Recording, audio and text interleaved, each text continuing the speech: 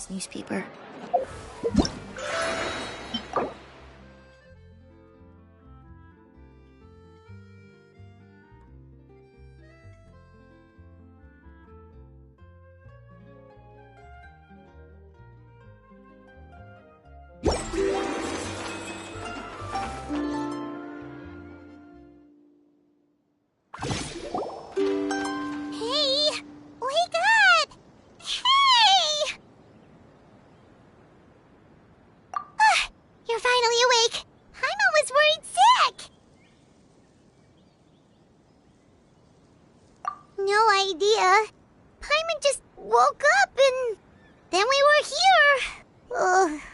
Head is all dizzy.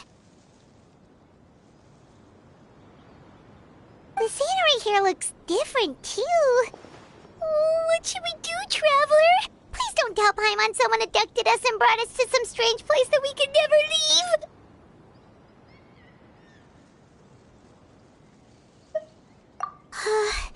You're right. Better to think of this as the beginning of a new adventure.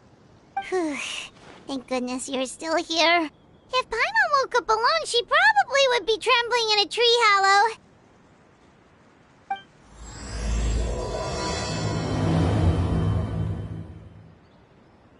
Let's follow this path for now. We might be able to meet someone and figure out what this place is all about.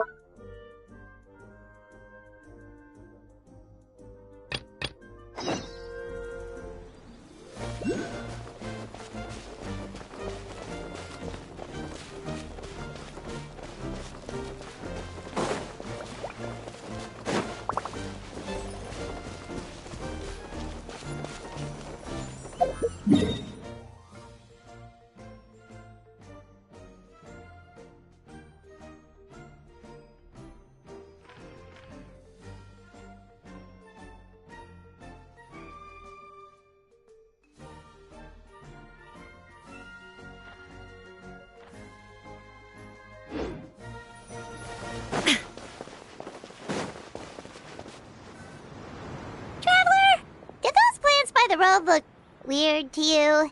It almost looked like they were made of paper. And those two frogs over there? Yeah, they look like pieces of origami. Oh, by the shade of a lotus leaf stream, don't tell me you forgot how to jump. I didn't forget, Firecracker. I'm just not sure if what I remember is correct. Next thing you know, you'll have forgotten how to sing, much less notate a score. You still remember why we call you Stream, don't you? Yeah, because I've got a great singing voice. Although these days, the name seems more ironic than anything. Not just a great voice, one that evokes the gentleness of early morning dewdrops flowing into a spring. So cheer up and make the jump over. If you're still unsure, just use that roll of magic thread. I won't laugh, I promise. Now, don't tell me you've forgotten how to use that as well. I haven't forgotten everything, Firecracker. Your name, for instance. It's kind of hard to forget that you're named after your fiery temper. Now do me a favor and pipe down for a second. I'll be right over.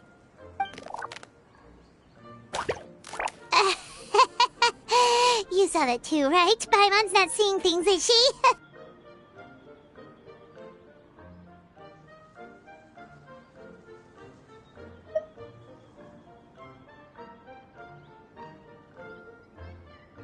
This place is getting more confusing by the second.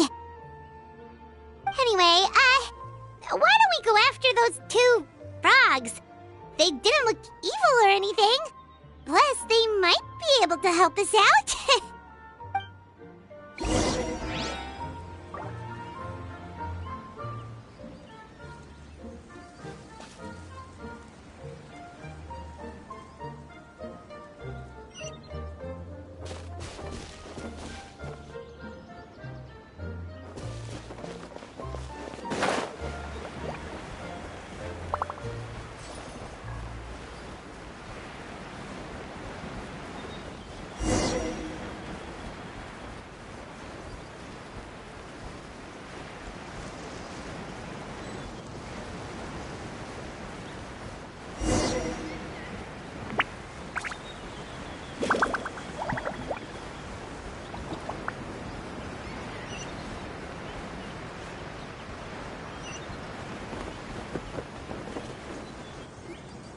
Guess we're not catching up to those frogs. They were so fast. Paimon couldn't even tell where they hopped off to in the end. Excuse me, honored travelers. Did you come from the Cliff of Prophecy, perchance? The chubby paper hamster just talked. Chubby? Who are you calling chubby? I've just got a slightly thicker layer of paper on me, that's all. Allow me to introduce myself. My name is Armand, and I'm an elder of the Forest of Blessings. I've been waiting here for the Hero of Prophecy to arrive. Traveler, could you pinch Paimon just to make sure she's not still dreaming? Pinching, you say? Well, I can help with that. Although you'll have to get a little closer. My arms are rather short. That's all right. We just need a minute to collect ourselves. Okay, let's think things through. We know for sure this isn't the world we're familiar with. The talking paper animals and all the paper trees and plants make that pretty clear. The hero from another world, supported by their companions, shall restore peace to the world. That is what the prophecy says.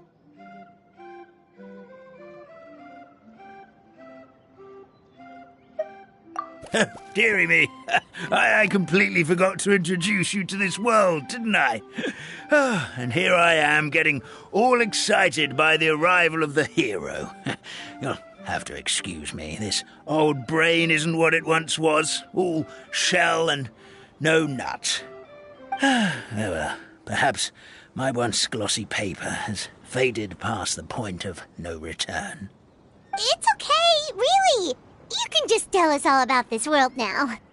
Let me think. Where should I even begin? Pretty much forgotten everything that happened in the past. Right. I believe the story circulating along the pulp of this forest goes as follows. A long, long time ago, 3 goddesses created this world and named it Simulanka. The goddess of creation, who presides over matter and magic, created the mountains and rivers and gave us life.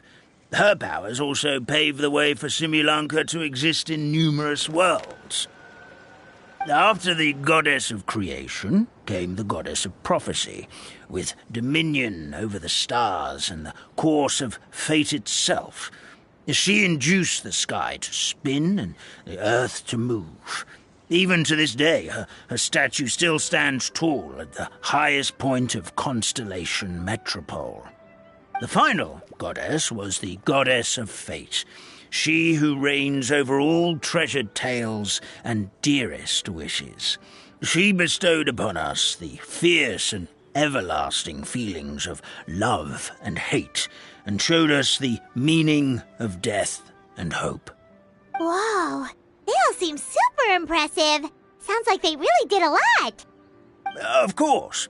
All new residents of Simulanka come to the forest to thank the goddess of creation for founding this world, and travel to Constellation Metropole to witness the divinations of the goddess of prophecy's numerous oracles.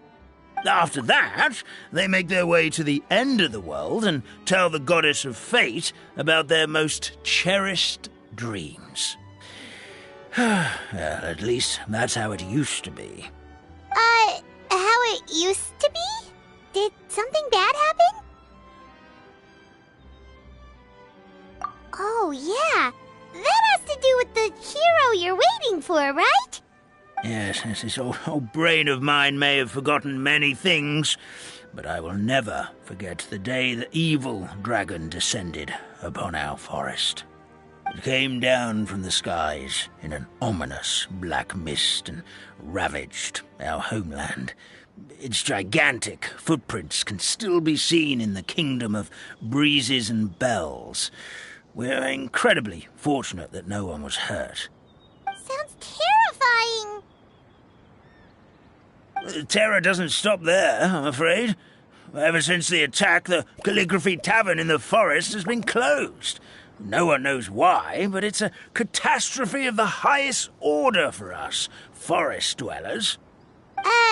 A catastrophe of the highest order? All because a tavern closed? If we were talking about Mondstadt here, Paimon might understand, but is it really all that serious? Good goddess of creation above, we'd take even the greatest flood over the closure of the tavern. Wet paper will dry out with time. Fallen trees can be restored.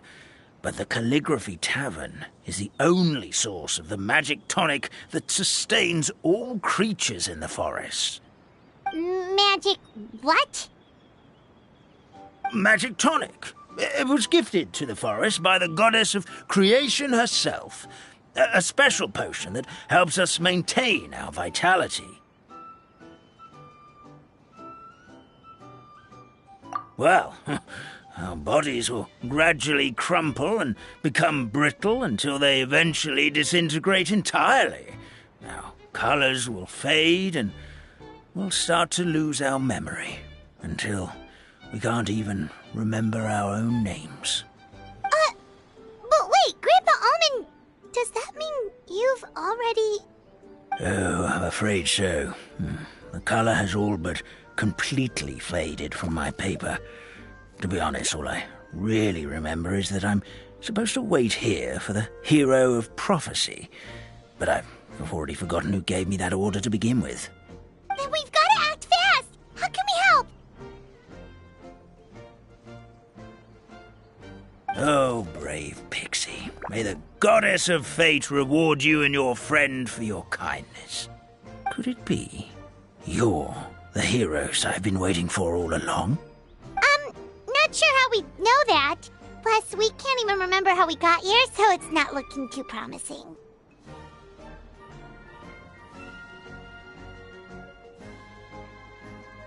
Well, this is turning out to be quite the conundrum for old Almond Brain here. The prophecy never mentioned anything like that. For now, why don't you come with me to the Hut of Blessings? Our forest fairy lives there. Maybe she'll know what to do. Whoa, a forest fairy? Like one that knows magic? Oh, you betcha. She's prophesized to join the hero on their journey. Well, then she sounds like exactly the kind of person we need. Please lead the way, Grandpa Almond.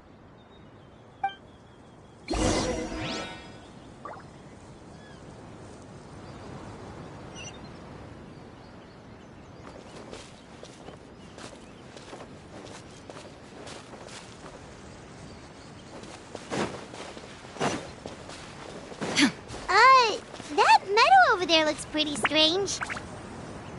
That's what the Calligraphy Tavern looks like. Now it's lost all of its color.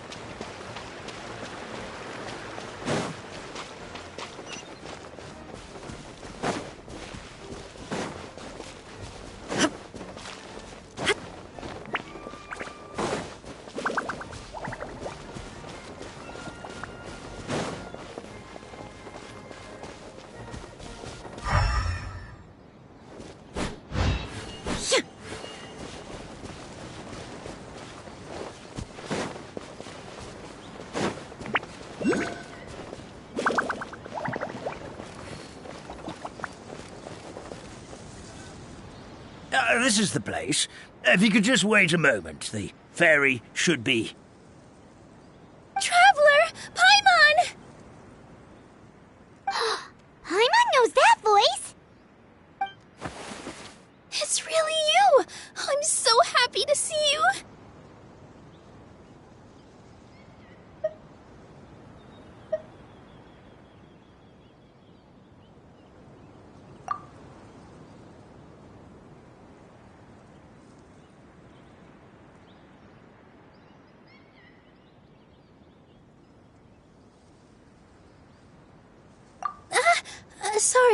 Sorry.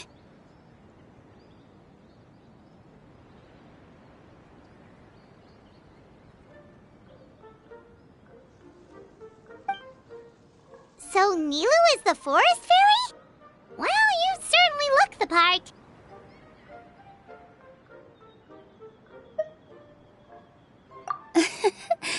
Thank you. To be honest, I'm still getting used to it. It's the weirdest thing. I remember I was reading a book at the Grand Bazaar, and then I guess I must have fallen asleep at some point because, well, then I woke up just like this. And in my dream, someone spoke to me. They said, "You are the fairy of the Forest of Blessings. Now go, save the forest with your magic." At first, I thought this whole world was just part of the dream, but no matter how hard I tried, I couldn't seem to wake up. I couldn't find anyone I knew from the real world either. Sounds similar to what happened with us. We also have no idea how we got here. Anyway, sorry for my reaction back there. I got a bit too excited when I saw you two. It's okay, we totally understand. We were looking for a way out too. At least we know we're not alone. Oh, blessed be the goddess of fate above. You're already friends with the fairy of the forest.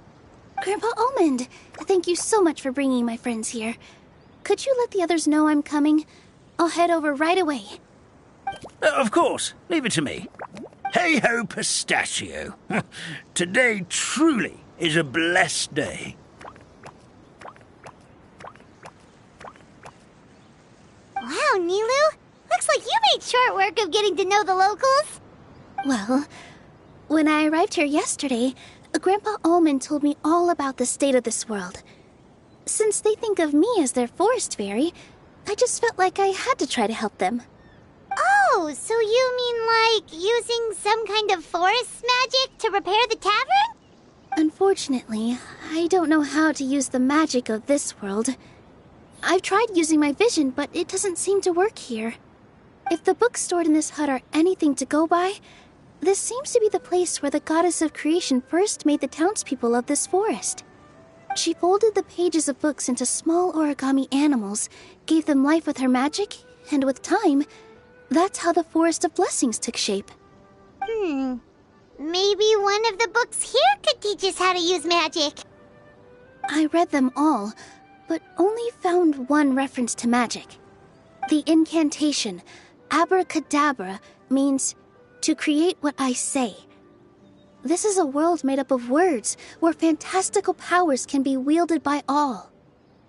Okay, so basically everyone in this world can use magic? That's nice, but still kind of vague. Yeah, from the other books I read, it seems like this goddess really likes to play fast and loose with the details. So, what should we do now? Didn't you say you were going somewhere, Nilou? Oh, yes. I was going to help some of the other residents of the forest. They've been busy making preparations to reopen the tavern, so I thought I could help out. Got it! Guess we should just focus on what we can do for now. This whole thing is making me pretty nervous, actually. It's like I've been pushed on stage without being taught the choreography. Since I'm already wearing the costume, though, I might as well try to play the part. It's what a professional dancer would do. And who knows? Maybe I'll find my own magic along the way. All I can do is try, right? At least you're optimistic.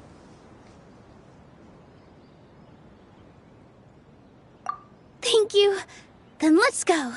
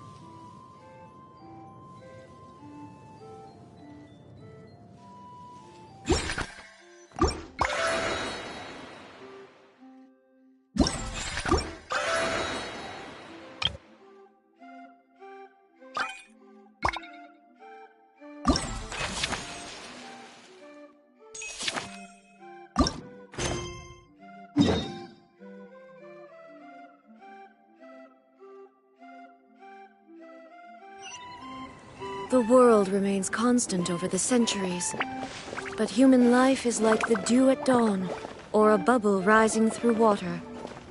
Transitory.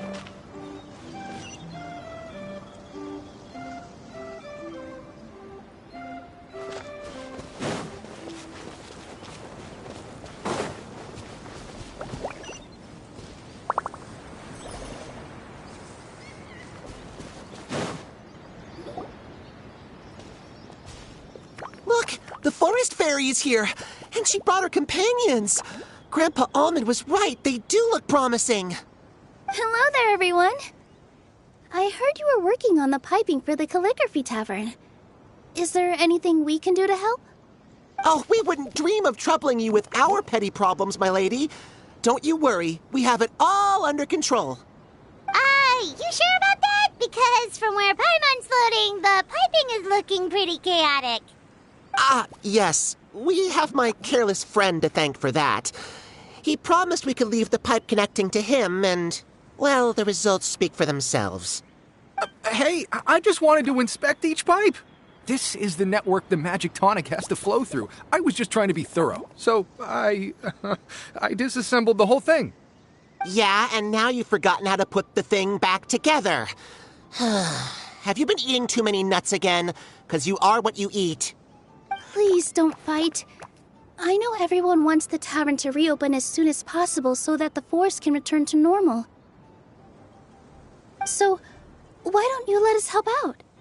Yeah, we're here anyway, so we might as well be helpful. We just need to reassemble these pipes, right? Well, if you're offering... Basically, the pipes need to be connected properly to allow the magic tonic to flow through.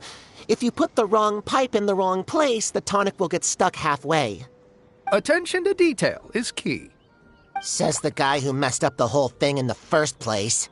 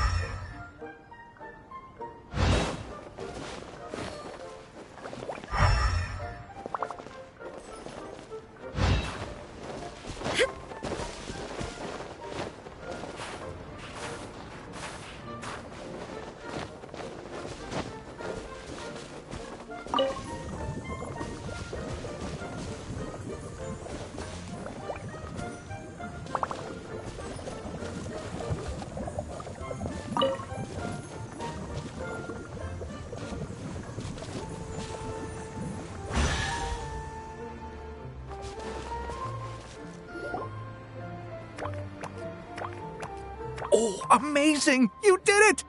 Now the tonic will flow into everyone's cups without getting stuck, right? Oh, gotta say though, Paimon is starting to get pretty curious about this magic tonic. Could she have a teeny tiny sip? Just a little taste, please?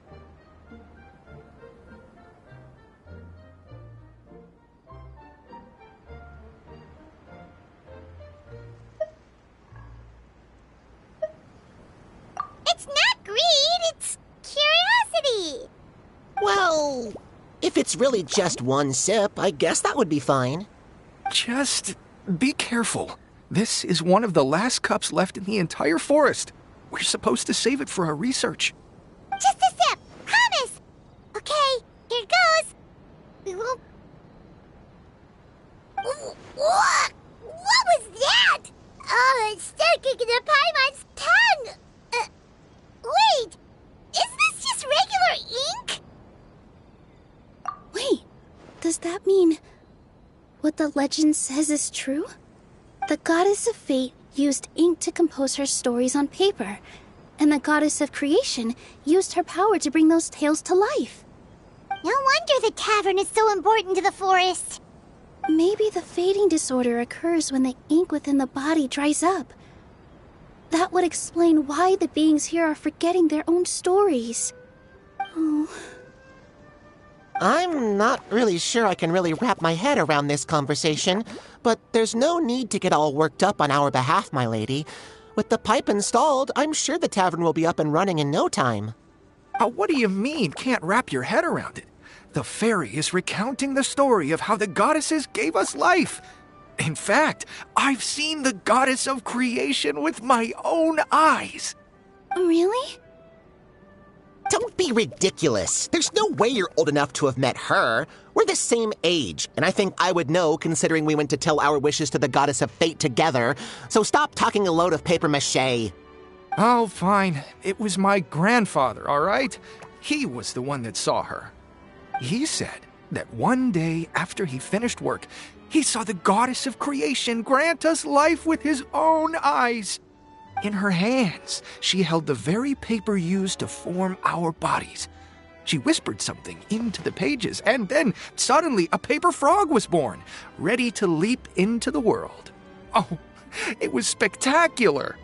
Ugh, cut the theatrics, will you? You weren't even there.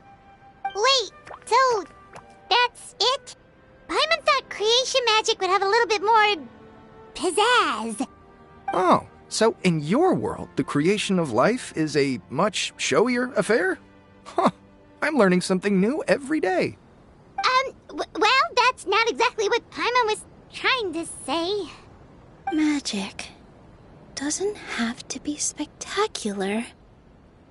That's enough out of you. All your boasting is confusing our kind fairy. Oh, no, it's all right. I actually think I understand the magic of this world a bit better now. Thank you. The honor was all ours, milady. Traveler, Paimon, we should make our way to the next location.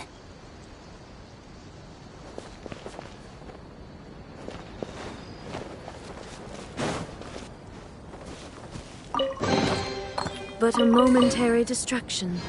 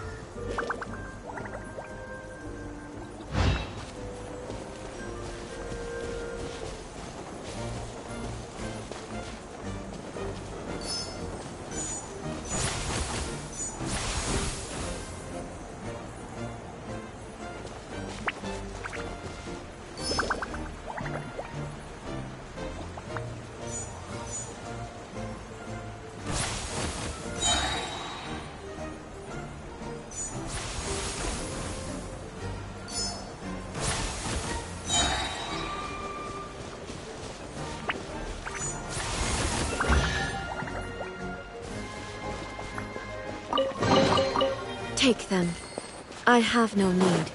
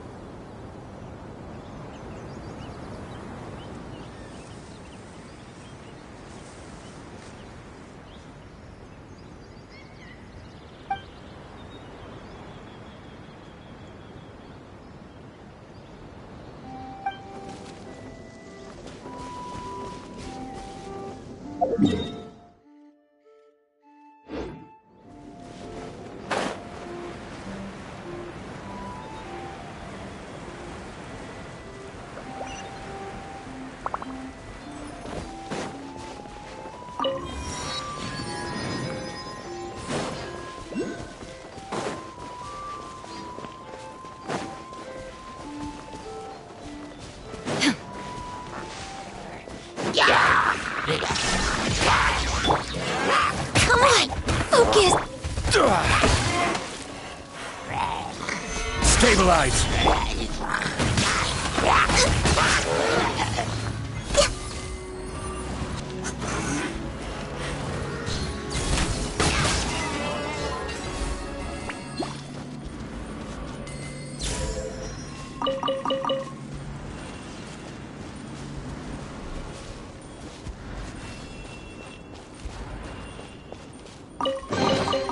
There's nothing wrong with reaping a reward every now and then.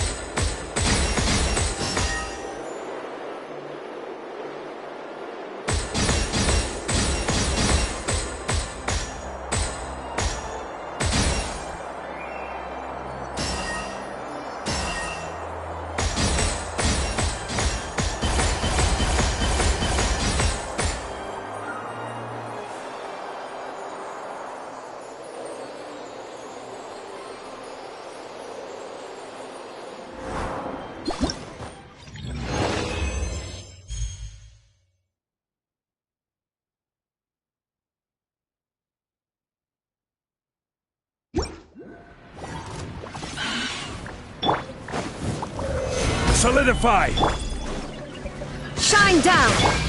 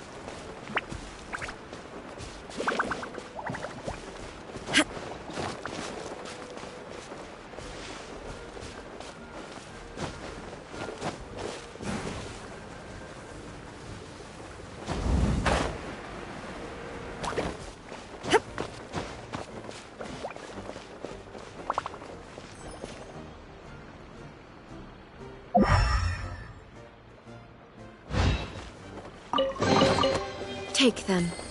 I have no need.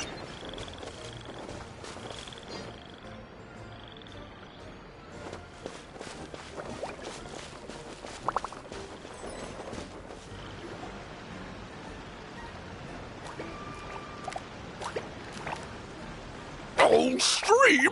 Your rhythm is off again! At this rate, it doesn't even matter if the tavern reopens. The band's not even going to get any gigs! I'm sorry. Hello there. I hope we aren't interrupting your rehearsal. Wait, these are the two frogs we saw on the road a little while ago. Ah, the forest fairy is here! For the love of lotus leaves and dewdrop stream, you've really got to put in some effort now. But Oh, don't pressure yourselves on my account. Are you rehearsing for a show? Sure are. You see, our group regularly performs for guests at the tavern. We've been out of work for quite some time, with the closure and all, but after hearing of the fairy's arrival yesterday, we figured we needed to get in performance shape right away. I understand how you feel. Back at the Grand Bazaar, Zubair Theater's always busy with rehearsals too. The Grand Bazaar? Do people there sing on lotus leaves as well? Yeah, they do. And it's a really big one. You're the conductor of your group, aren't you? You remind me of Mr. Zubair. Ah, then he must be an ambitious director. One who would do anything to avoid disappointing a single member of the audience. It's just... Is there anything we can do to help you, Mr. Stream? Oh, no. My problems are mine and mine alone. It's just, after the tavern closed, I somehow forgot how to sing. I'm always a few beats behind everyone else, and I keep singing out of key. You were our trump card, our best singer by a mile. I know, but... So he is a victim of the fading disorder too? Don't be sad, Mr. Stream. Whenever I've forgotten important dance steps in the past, my friends at the Grand Bazaar always stick by my side to encourage me. They smile and patiently tell me everything's going to be okay. Then they play the melody for me over and over until the steps finally come back to me. Now it's our turn to help you. We just need to help you remember how to sing, right? The Traveler's got a great sense of rhythm. We can help keep you in time. Well, what do you say, Stream? I think it's a great idea. Just focus on the lyrics, and the fairy's friends will help you stay on beat. Are you sure? This is really asking a lot. Don't worry about it, Mr. Stream. It'll all be worth it when the tavern reopens and we finally have the chance to hear your marvelous singing voice. All right, then. Thank you so much, everyone. I'll give it my best shot.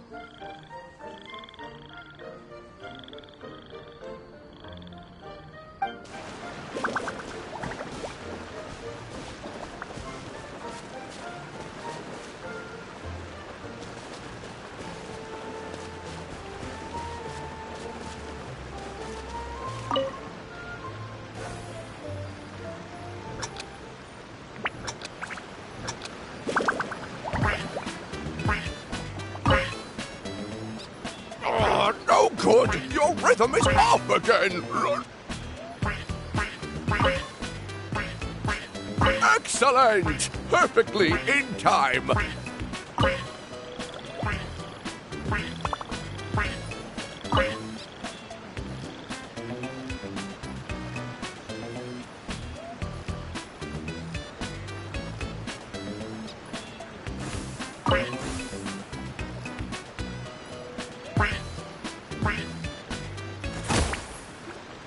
Still no good. Yeah, don't give up just yet. Our rhythm was probably off. Let's give it a few more tries.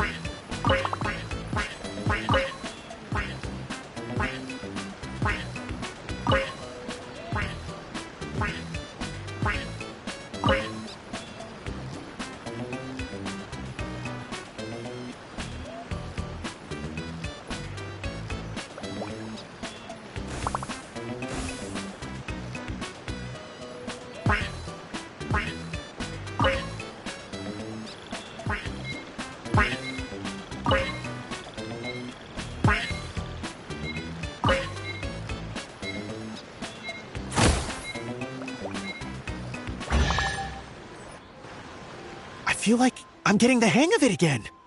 Goddesses above, this better stick when it comes to the performance.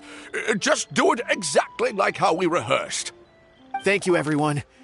Thanks to you, my voice is once again as clear as a flowing stream. Glad to hear that you're feeling better, Mr. Stream. It's also about time for us to go to our next destination. Mm-hmm. We'll be looking forward to your performance at the tavern. We've got one final stop. Let's go. But a momentary distraction.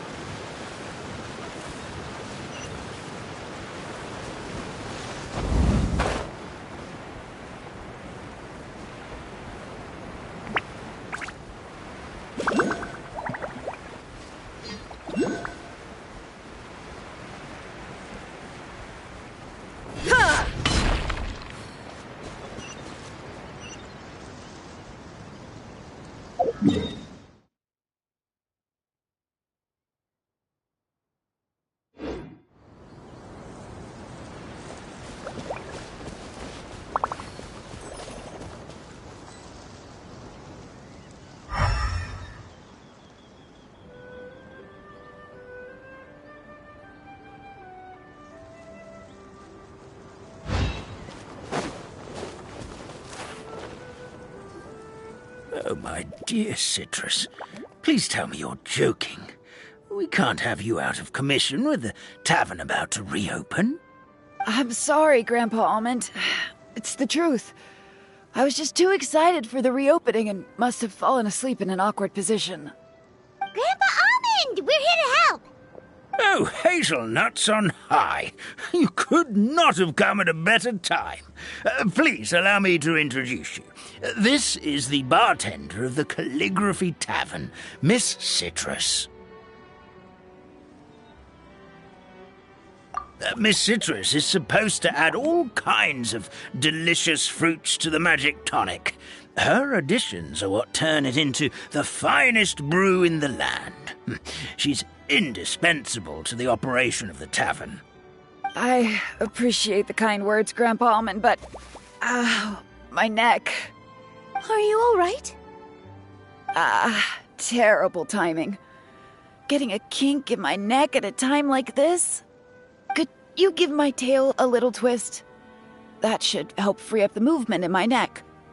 I would do it myself, but I can't reach my own, and Grandpa Almond is too old and as light as a feather. The neck and tail are connected?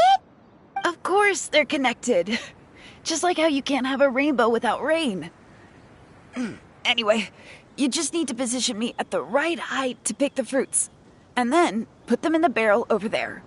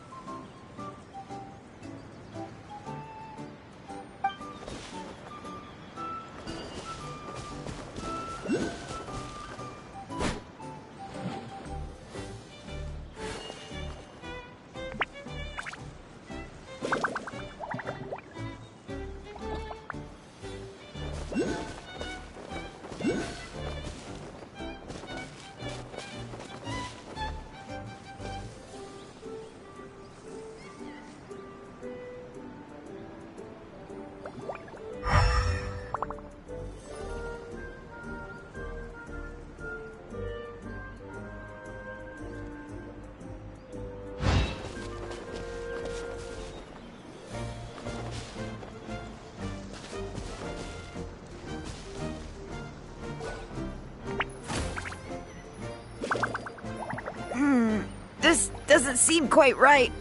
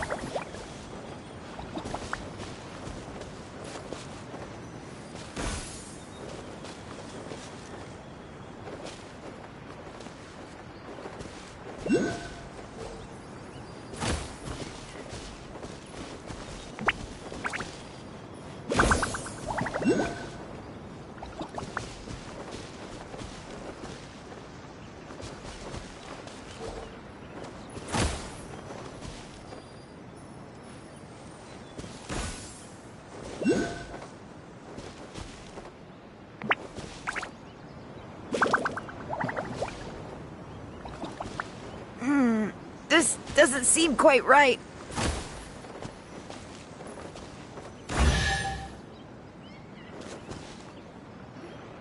Perfect! My neck feels much better. So there really is some kind of connection between your neck and tail. Thank you so much, everyone. I can rest easy now, knowing the drinks at the tavern will be just as wonderful as before. That's another problem solved!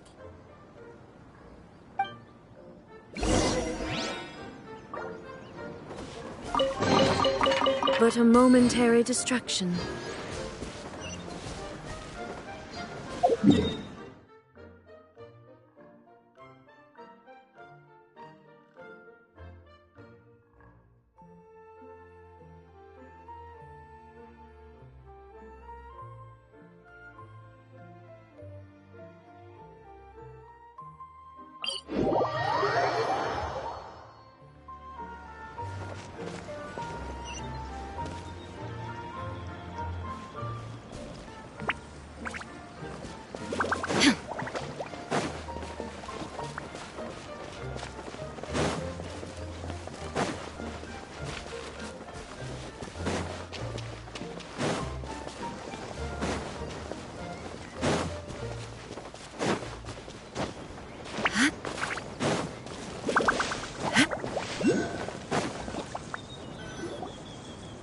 Since we've taken care of most of the tasks, all we need to do now is reopen the tavern. But we still don't know how to use the magic of this world. We don't even know why the tavern closed in the first place. Oh, what about the method that one hamster mentioned? You should try it, Nilou. You mean the creation magic his grandfather saw outside the Hut of Blessings? I wonder... how exactly did the goddess of creation give them life? Maybe you don't need to understand it. Just give it a try. Everyone here calls you the Forest Fairy. Maybe you have the magic powers already and you just don't know it. In other words, this forest is a stage. And all I need to do is... step out into the spotlight? Sounds just like a fairy tale. Well, we are surrounded by talking origami animals and magic potions after all. Almost seems like anything's possible in this place. You're right, Paimon. We won't know anything unless we try. In that case, let's see.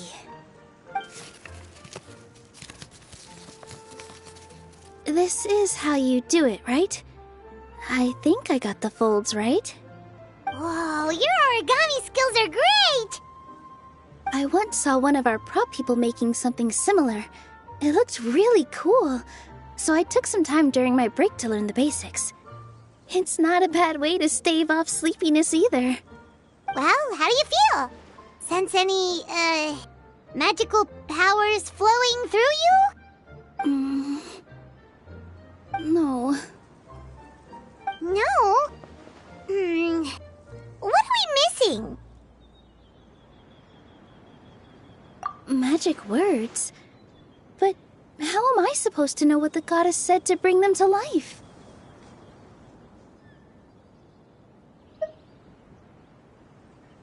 Oh, good point! You're the forest fairy, Nilu! What do you want to say to the new resident of your domain?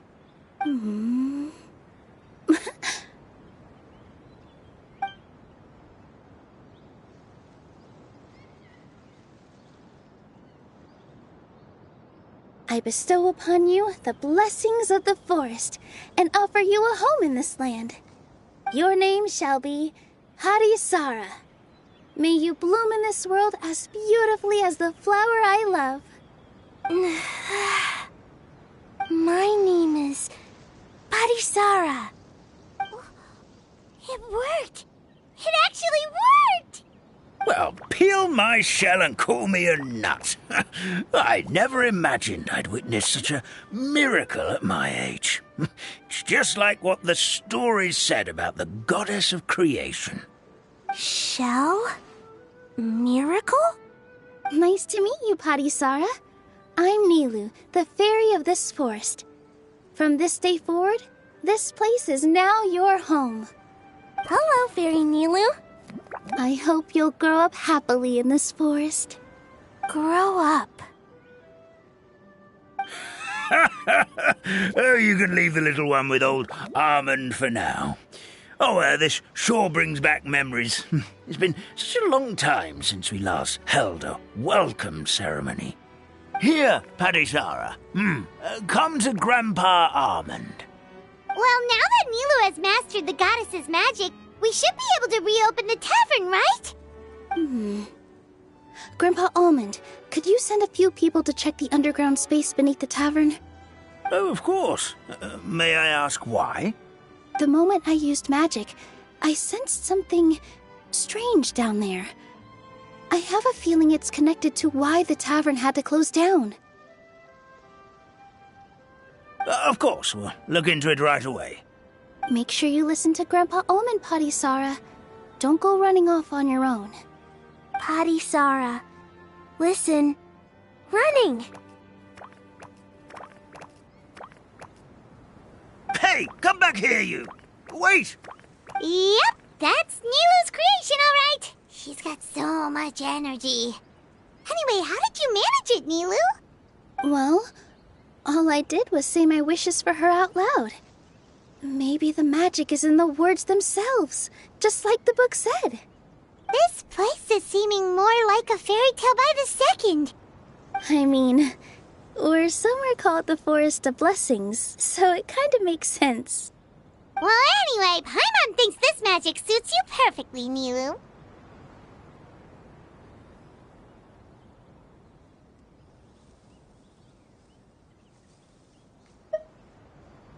When I brought Padisara to life just now, I was able to sense the magic flowing through the forest, and the flowers and trees, and inside the creatures that live here. But for some reason, there's a hollowed-out space beneath the tavern where I couldn't sense anything at all. We're back, my lady. That was fast. You were right. There was something under the tavern that I've never seen before.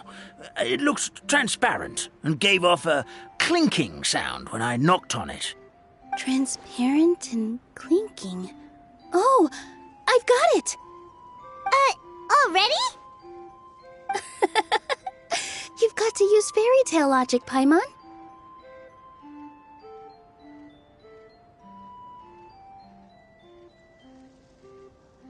That's right. An empty ink bottle, to be exact. Still remember the taste of the magic tonic you took a sip of, Paimon? Yeah, it was ink. Oh, Paimon gets it now! Traveler, Paimon, will you come gather some ingredients with me? I learned what we need to make the magic tonic back in the Hut of Blessings. Sure thing! What do we need to get? A setting sun that never sets, a dragon that cannot fly, and a moon that only shines at night. Where are we supposed to find crazy things like that?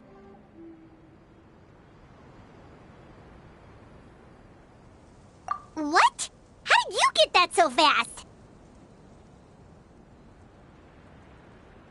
Logic, huh? Lucky guess, more like.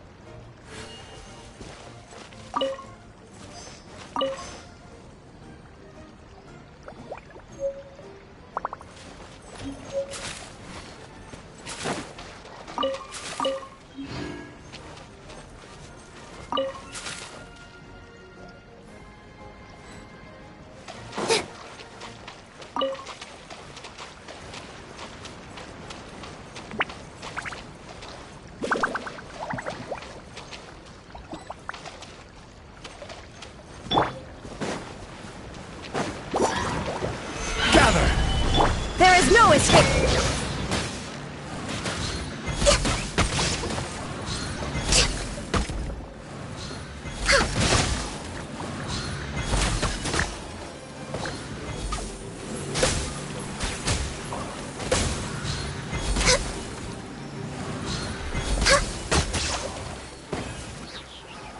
All hail!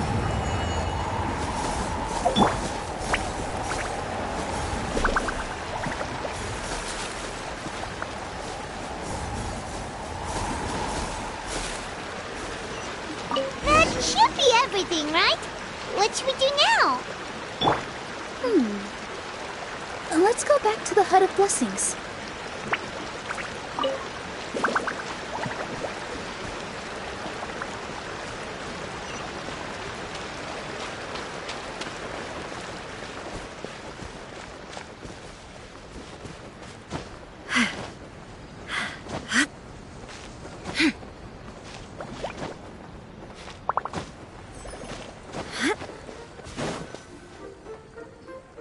Give me just a second. I'm gonna go fetch an ink bottle from the other room. Paimon doesn't get it. All the ingredients are super tasty, but somehow the final product turns into ink. Well, anyway, Paimon's not going anywhere near this stuff this time. Not even if you bribed her. Sorry to keep you waiting. Let's see. According to the book, first you do this, then this, and then... It's done!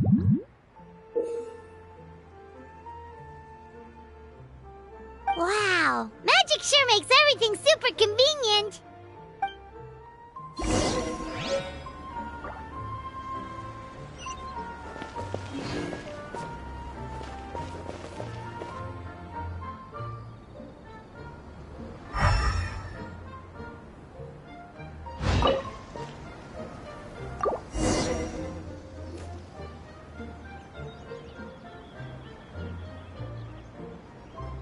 Yes, this is it. This is exactly the magic tonic we need. Grandpa Almond, could you take the concoction to the room underneath the tavern and place it next to the transparent bottle you found? I'll handle the rest. Of course. As you command, so it shall be done. I still get nervous at times like this. It's just like when you step on stage and you can tell that every single person's gaze is fixed right on you.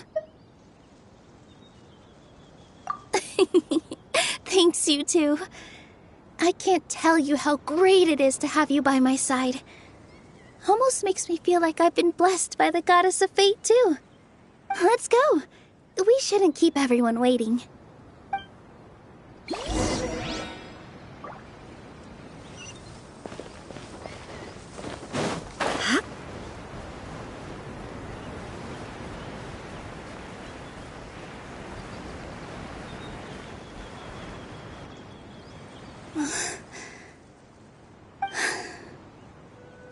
Forest, please heed my words and accept my blessings. May your spring of wondrous magic never run dry. And may all who call you their home lead happy, fulfilling lives.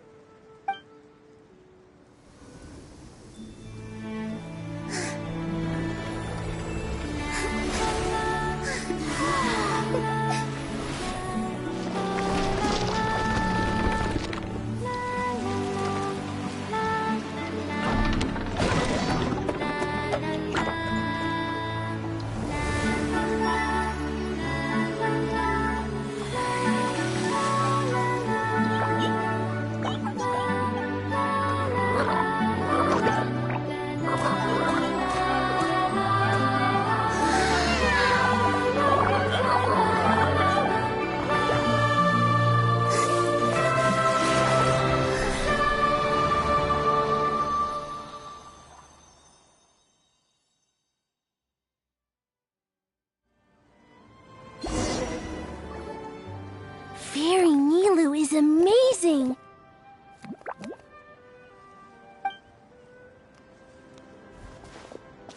Wow, it's so pretty! What a beautiful tavern! It matches the scenery of the forest perfectly. I was so surprised when it suddenly opened up like that. Just like a pop-up book.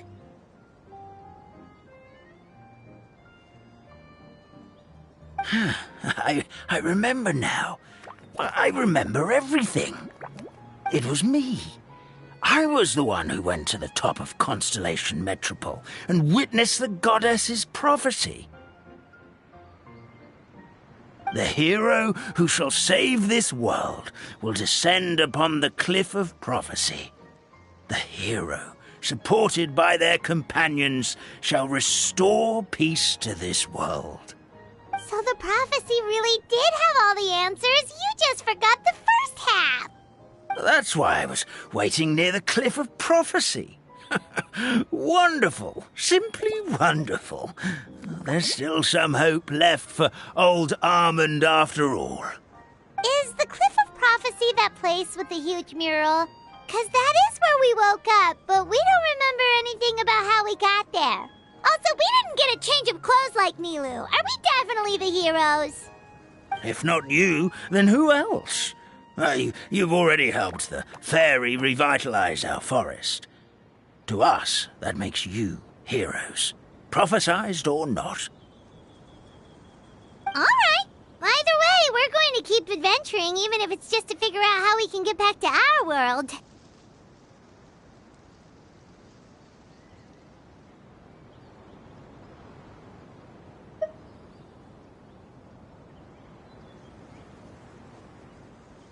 Yep, we've beaten up plenty of dragons already, so what's one more? As expected, the words of the Goddess of Prophecy always come true. I'll come with you. It can't hurt to have a magical fairy tag along, right?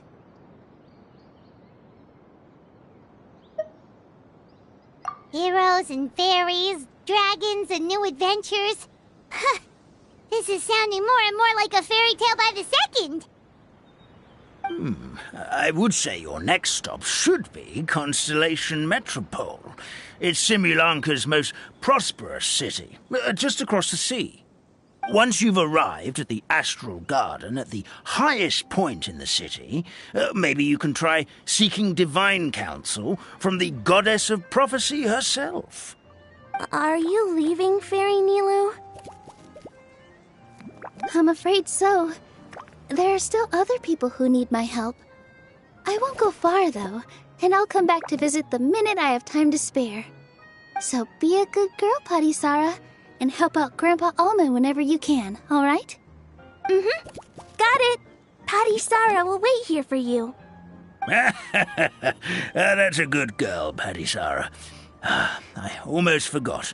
If Constellation Metropole is where you're heading, you'll need to take the Maritime Express.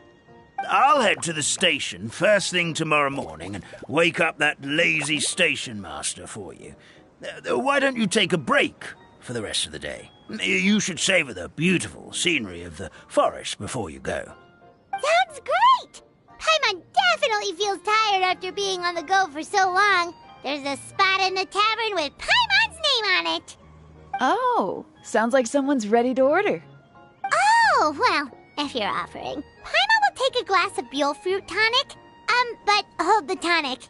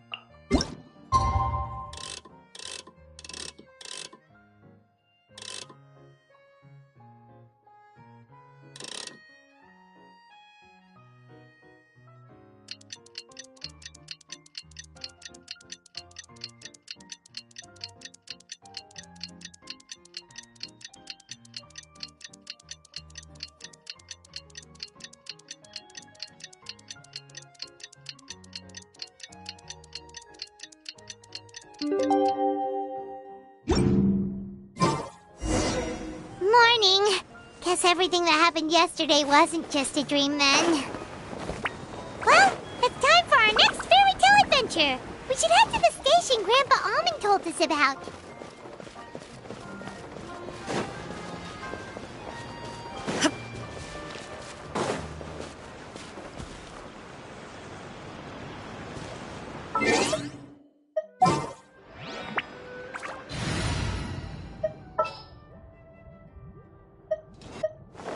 I will do as you command.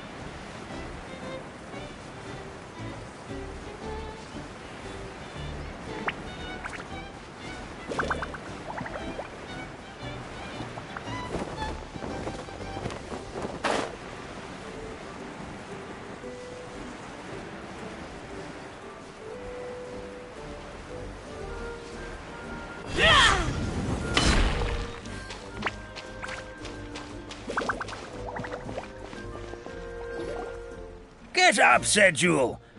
Time to get to work, you lazy bones. I can't remember how to call the train. Just let me sleep a little longer, then I'm sure I'll remember. Don't try to pull one over on me, young man. Your fading disorder has been cured. I saw you chugging cup after cup of magic tonic in the tavern last night. You must be mistaken, Grandpa Almond. That guy definitely wasn't me. Oh, you remember my name now, do you? Then it seems like you're all better. You had no idea who I was when you were fading. Now, enough of your nonsense. Get up. The fairy and her friends are going to be here any second. All right, I'm up. The Maritime Express should be here soon. That's more like it. Lie there any longer and you'll start gathering dust. Is everything okay? The hero, her pixie companion, and the forest fairy. I didn't know you were already here. Oh, merciful macadamias. I'm sorry you had to see that. Oh, it's all right. Paimon knows the feeling. Who doesn't want to sleep in first thing in the morning? Does the Maritime Express run out of Constellation Metropole? Yes. Each train needs a conductor to operate, and the conductors are always from the capital. The more difficult maneuvers are a little too complicated when you're made of paper. Oh, so you mean the people of Constellation Metropole aren't origami animals like you? Well, the city welcomes visitors from all over the world, so you're bound to run into some forest dwellers there. But yes, generally speaking, the residents of Constellation Metropole look quite different from us. You'll see for yourself soon enough. Here comes the train.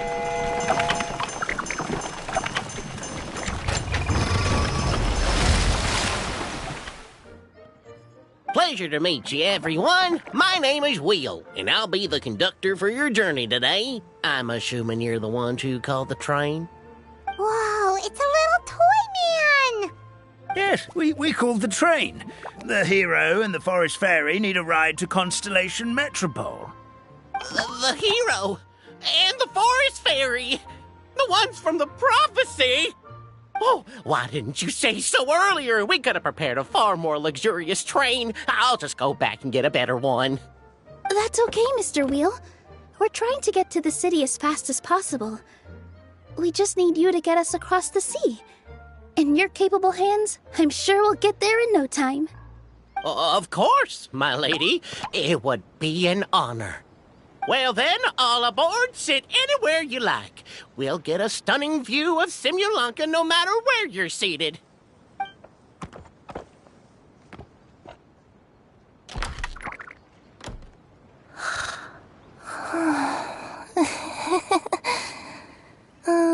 Breakfast.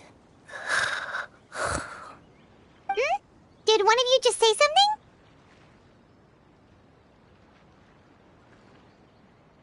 Wasn't me either.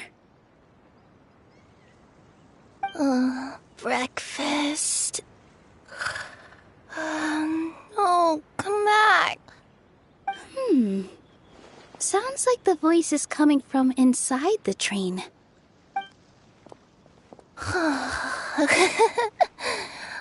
Fish. Chicken drumsticks. Oh, gotcha.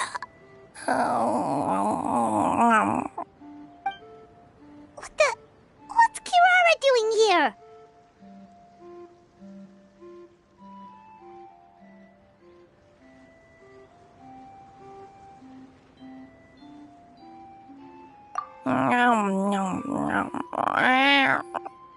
Is she a friend of yours?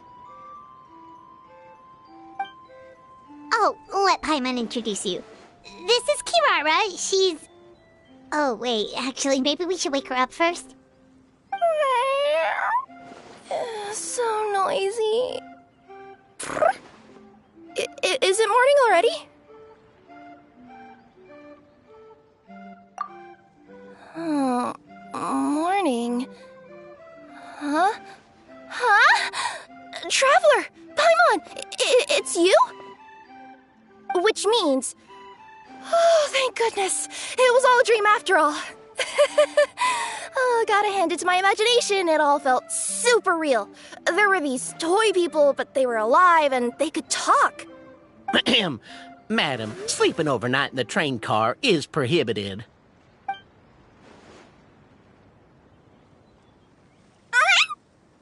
It wasn't just a dream? It's all right, Kirara. Apparently we're in a world called Simulanka. We got here yesterday, too. Simulanka? So, that's what it's called. I spent all day yesterday wandering around this one city. The toy people called it Constellation Metropole. I was trying to find a way to get back home. I was seriously starting to think I had gotten on the bad side of some great yokai and gotten swallowed whole. I take it you're Inazuman then, Miss Kirara? She sure is. But, Kirara here is kinda special. Let Paimon introduce you for real this time. Kirara is a Nekomata from Inazuma. She works as a courier for Komanie Express. Nice to meet you. I'm Nilu, a member of Zubair Theater. You can usually find us performing in Sumeru City's Grand Bazaar. Right now, though, I suppose I should introduce myself as the Fairy of the Forest of Blessings. Oh, you're Nilu! I've heard a lot about you from my deliveries in Sumeru. I even saw one of your performances back in the day. You're an amazing dancer. But, did you say you were a forest fairy? Oh, yeah, that's her new identity here in Simulanka. Oh, speaking of new identities, looks like you got a new outfit yourself, Kirara! Yeah, I know! It confused the heck out of me yesterday. I just woke up in a set of brand new clothes I'd never seen before. That must mean you have a big part to play here, too!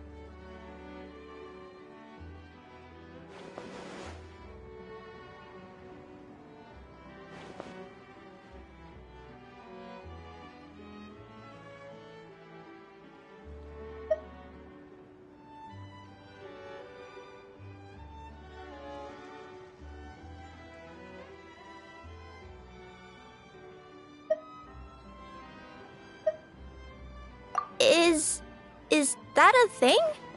I guess I am wearing a pair of boots, but still. Did you by any chance hear a voice speaking to you before you got here, Miss Kirara? A voice... Oh, yeah, I did hear something, but I was so freaked out my tails got all tangled, so I, didn't catch much of what was said. Sorry for the interruption. But this, Nekomata friend of yours, she doesn't eat hamsters, does she? Or frogs? Oh, no need to worry, little guys. I would never do something like that. Well, unless I've been out in the wild too long without anything to eat. Oh, speaking of eating, I am getting a little hungry.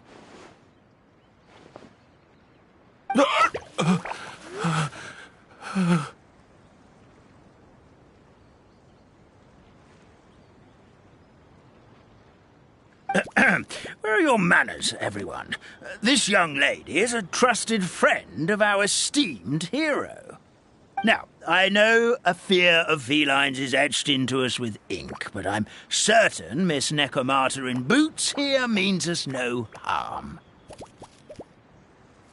It sure looks like you're keeping your distance, though, Grandpa Almond. You will have nothing to fear, I promise. I met some origami animals in Constellation Metropole yesterday, and I even made sure to retract my claws so I didn't hurt them by accident. Plus, you all look just about as tasty as the cardboard boxes I deliver. Not that I'd try to eat you even if you did look tasty. Promise. Please excuse us, Mom. It's just an unconscious reaction. Dear passengers, it's almost time for us to depart. Oh, yeah, that. Whoops. This turned into a pretty long conversation, didn't it? All right, let's get on the train. You coming with us, Kirara? Mm-hmm. I'll ride with you to the next stop. There's a place near the Metropole that caught my eye yesterday, so I want to go explore it today. Then all that remains for me to say is, on behalf of the Forest of Blessings, thank you once again for all you've done for us. May the Goddess of Fate be with you and bless your journey, Madam Fairy, Miss Nekomata in boots, and our brave heroes. Please do visit us in the Forest of Blessings again, once peace has returned to this land. We will. We'll definitely meet again. Take care, Grandpa Almond.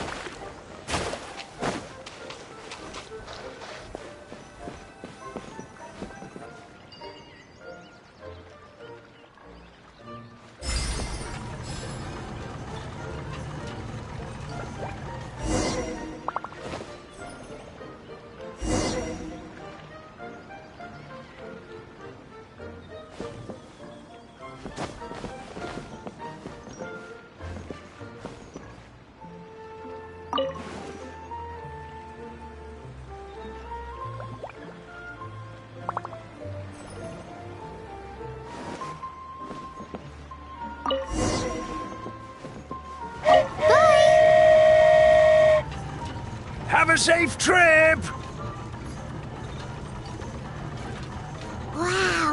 train ride over the sea? What an incredible view! Please keep your head and arms inside the train at all times. We don't want anyone falling into the sea.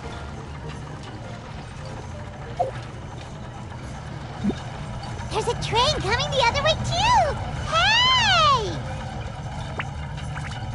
And now that the fading disorder is cured, I'm sure the forest will be a lively place again in no time.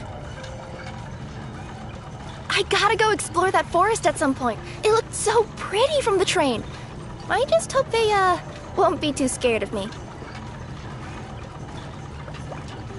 We'll be arriving at our destination shortly. Please prepare to disembark.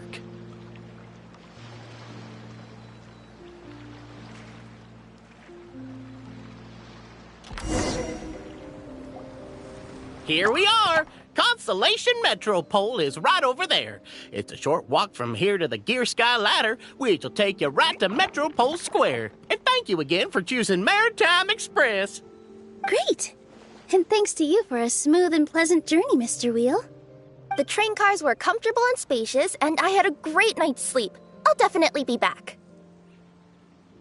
As you wish, ma'am.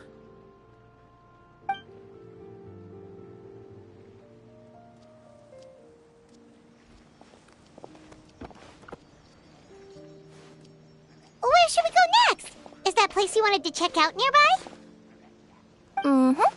I took a walk around yesterday, and it felt like there was something weird about it. So, I think I'll indulge my curiosity and go investigate. Want us to come with you? It's okay. You guys go ahead and visit the Metropole for now. Hopefully, that's where you'll be able to find out some more about this world. I pretty much explored the whole place from the rooftops yesterday, but for some reason, this is the place that caught my attention. You know what I mean, right? Like, when you get a stone stuck in your claw or something, it keeps nagging at you to dig it out, but you can't focus on anything else until you do. Don't worry, if you run into any trouble, I'll be there faster than you can say gold level courier of the Comania Express. Okay, fair enough. We'll head to the Metropole then. Guess this is where we say bye for now. Mm-hmm. Don't worry about me. Let's not forget, I'm a yokai.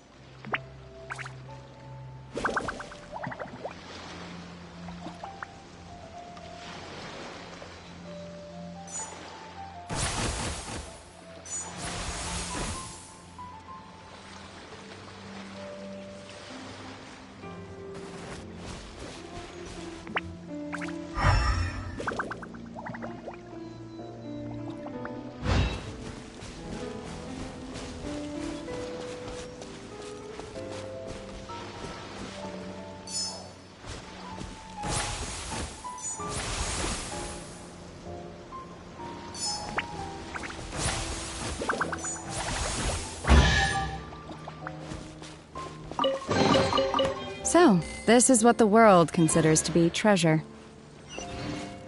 Help me! Somebody, please! Help me! Help! Oh, Goddess of Prophecy above, would you kind souls please help us? What happened here? Why are you all suspended in midair? I mean, being stuck in midair still beats falling to the ground and being smashed into a pile of blocks, but... I told him to be careful, but... No. Never mind. Now's not the time for that. My good friends, could I trouble you to turn the clockwork key over there? I'll explain everything in a bit.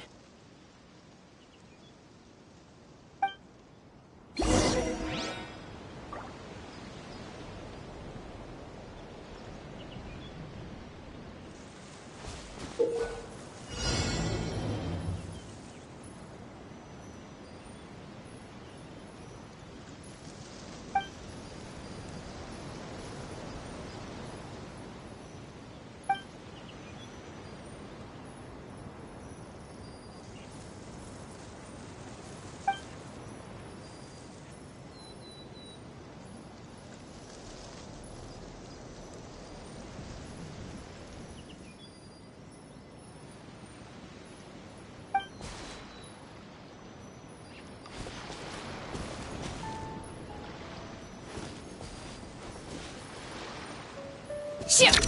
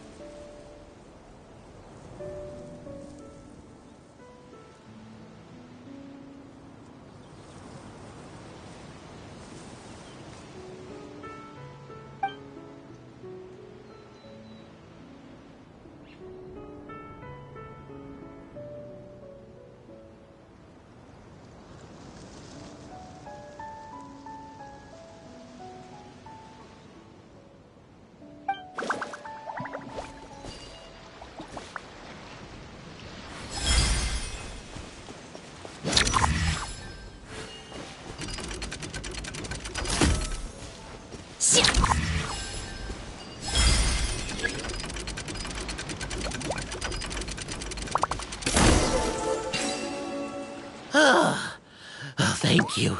Oh, thank you. What happened there? It almost seemed like we turned back time.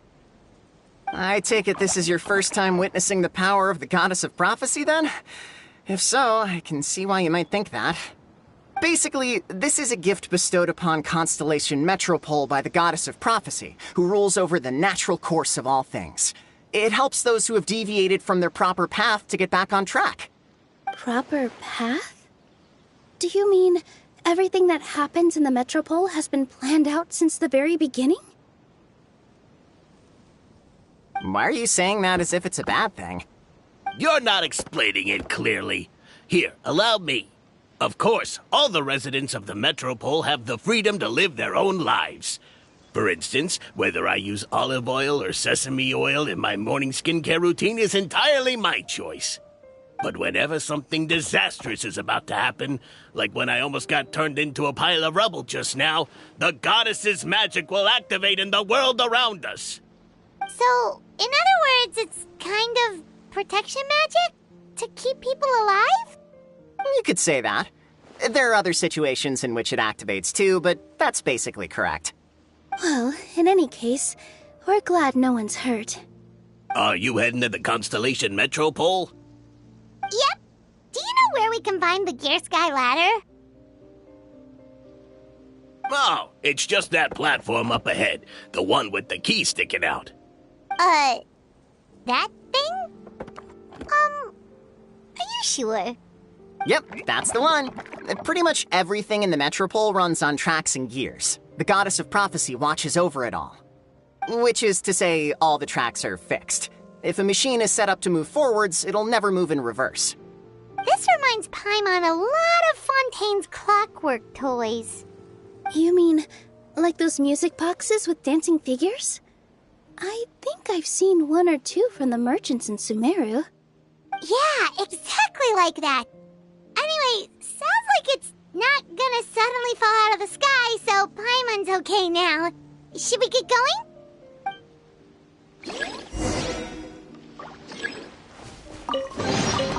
Adepti treasures have special powers.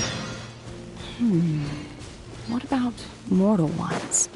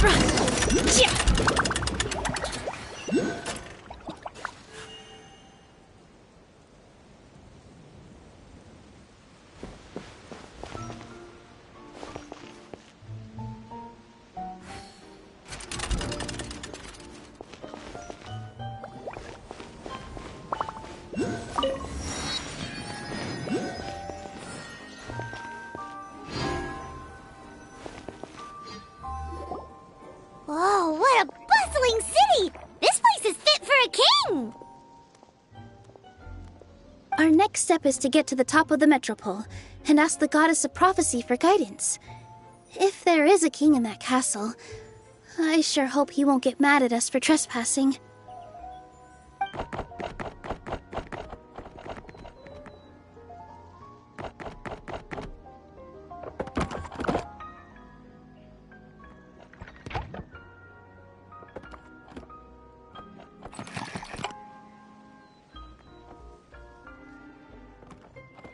Make way for the king!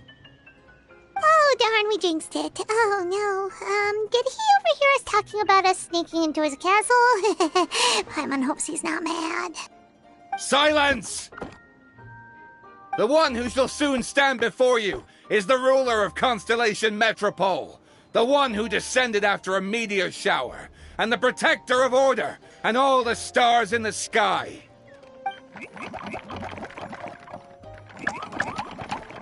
That's a long list of titles. I bid ye welcome, guests from afar. Long have I heard of your grand deeds. O fairy, who restored the lifeblood of the forest. O hero, who... huh? Navia! Hold your foul tongue! How dare you utter Her Majesty's name!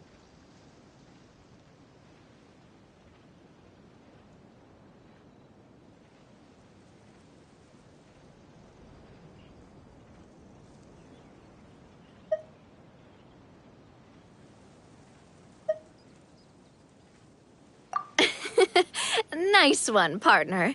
Spectacular improvisation skills. I'd expect no less from you. All right.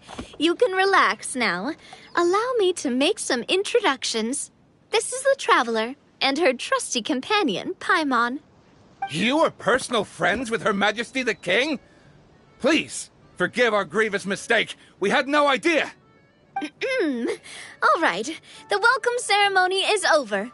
Everyone back to your stations. I will personally treat our guests to some royal hospitality.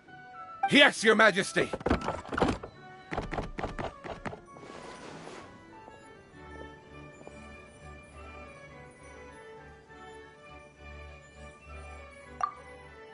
Oh, come on. I've already sent them off.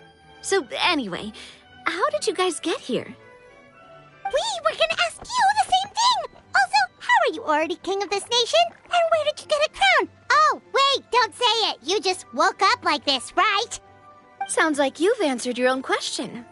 But before I woke up, I heard a voice say to me, "You are the king of Constellation Metropole. Now go forth and save your city." A similar thing happened to me. Oh, yeah, sorry. You must be the fairy of the Forest of Blessings, right? Mm-hmm. This is Nilu, a friend that we made during our time in Sumeru. Nice to meet you, Miss Nilu. I'm Navia, the president of Spina di Rosula. If you ever get the chance to go to Fontaine, make sure you come and visit me. I'm based in Poisson. Seems like you're taking this all in stride. Aren't you nervous about getting stuck here and never being able to get back home? Why would I be worried about that? We've faced much bigger problems than this before, and we always pull through. This should be a piece of cake. Besides, life's always full of surprises. You gotta learn to just enjoy it. That sounds like a great outlook on life. You have a very optimistic spirit. Thanks, I'll take that. Honestly, though, it also puts me at ease to find out that you guys are the fairy and heroes that I've been hearing about in this prophecy. We're kind of veterans at dealing with prophecies by now, aren't we?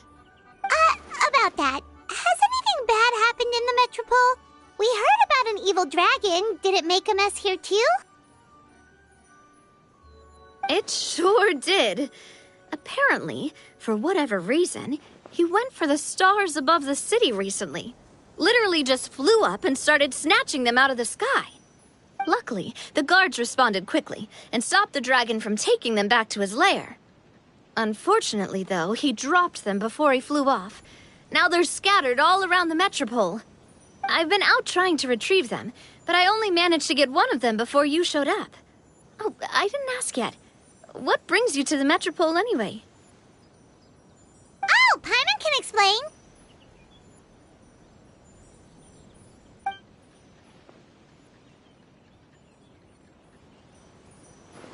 Huh, I see. So, you want to consult the Oracle of the Goddess of Prophecy. Do you know how we can do that, Miss Navia? Well, the goddess's statue is indeed at the top of the castle. I can take you up there.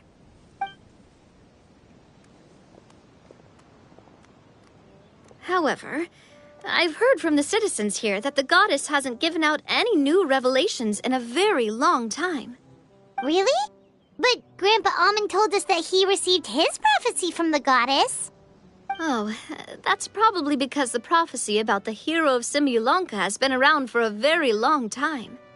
But recently, people realized that the goddess didn't reveal anything about what's supposed to happen after peace has been restored.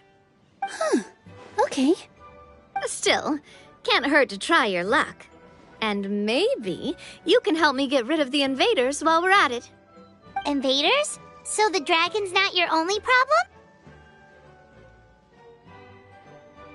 Right. The forest isn't the only place where strange things have been happening to the residents. Have you come across the gift from the Goddess of Prophecy yet? You mean the protection magic that stops them from coming to harm? We saw it in action. Yep, that's the one. Over the past little while, this magic has been triggering far more frequently. We don't know if it's simply because the Metropole has grown a lot more dangerous, or if there's a deeper reason behind it. Some residents find themselves getting stuck in a place and unable to move. Others start repeating the same thing over and over again, like they're trapped in some kind of loop.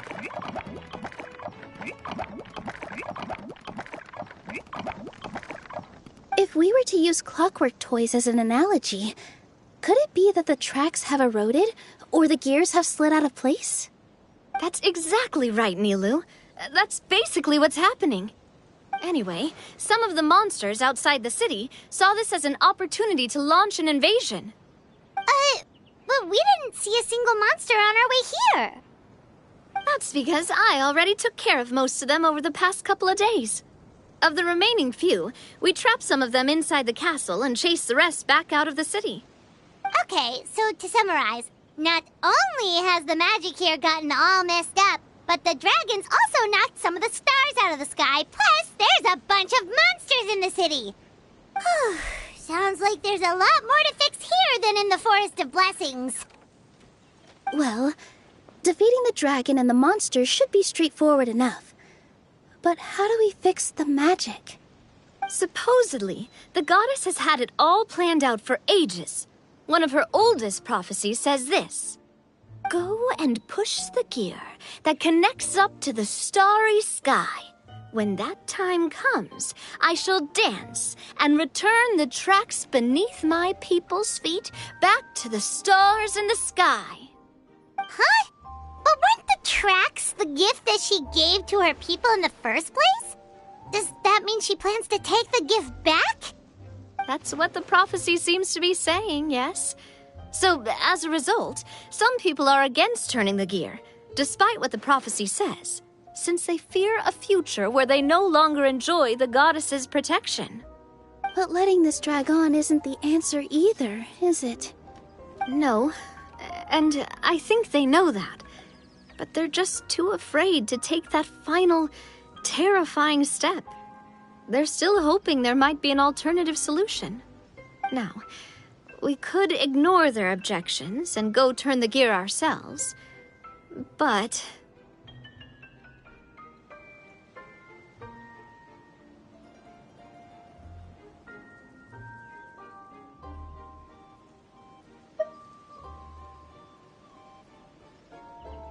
Exactly. You know me well. And that's why you're my partner. I want to get as many people on my side as possible. At the end of the day, this is their city, and they should have the right to decide its future. Ooh, spoken like a true wise king, Navia. I am the boss of Spina di Rosula, after all. This may be my first time as a king, but there are a few similarities between the two roles. Traveler, Paimon, Miss Nilou, would you be willing to lend me your support?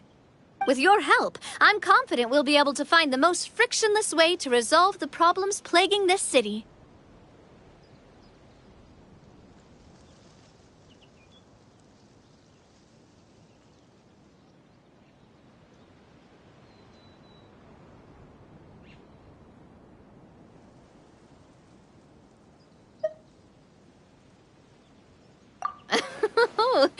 Not gonna lie, Your Majesty is definitely growing on me. Seriously, like we'd ever say no. We're your friends. No need to ask us so formally in the future. I'm happy to help too. This is a beautiful city, and just like the Forest of Blessings, I would love to see it return to normal as soon as possible. Ah, great. As the King of Constellation Metropole, I extend to you my gratitude. All right, everyone, follow me. I'll show you the way to the goddess statue at the top of the Metropole. And stay close. You don't want to get lost in my castle. It's huge.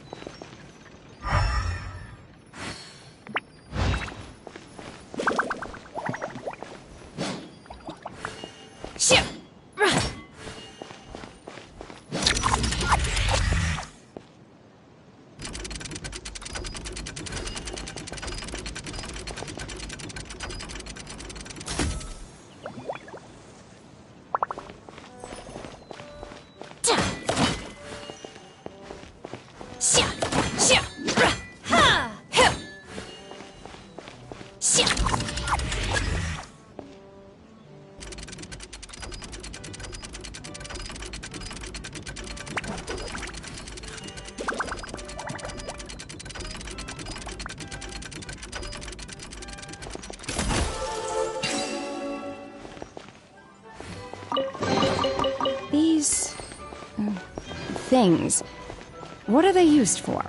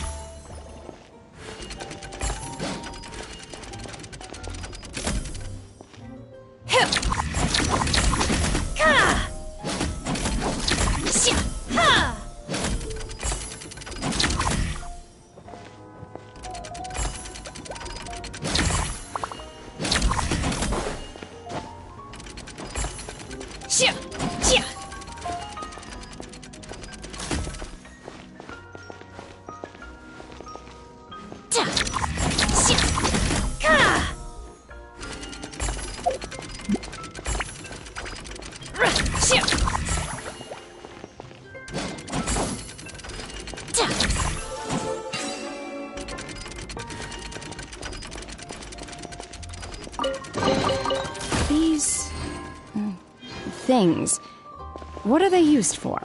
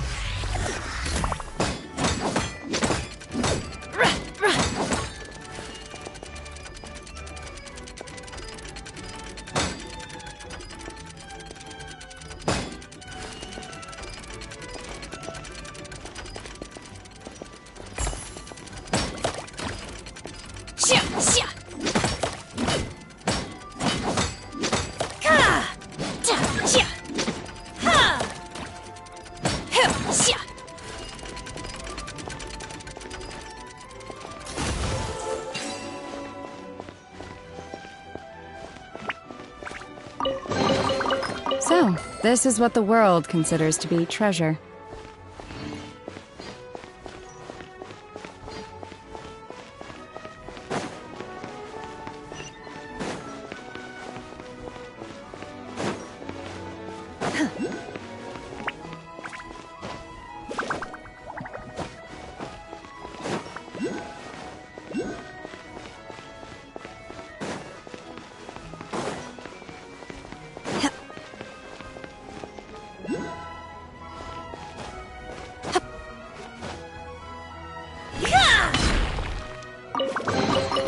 These things, what are they used for?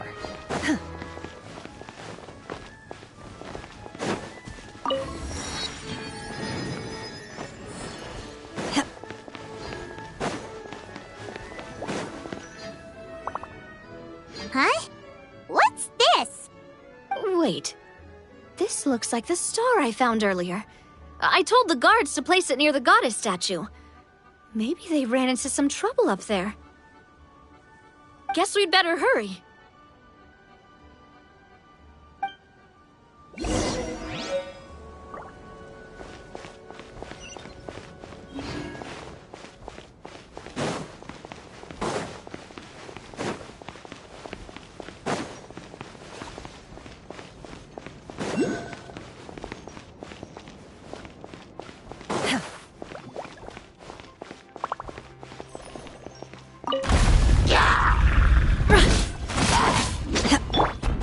Shine down!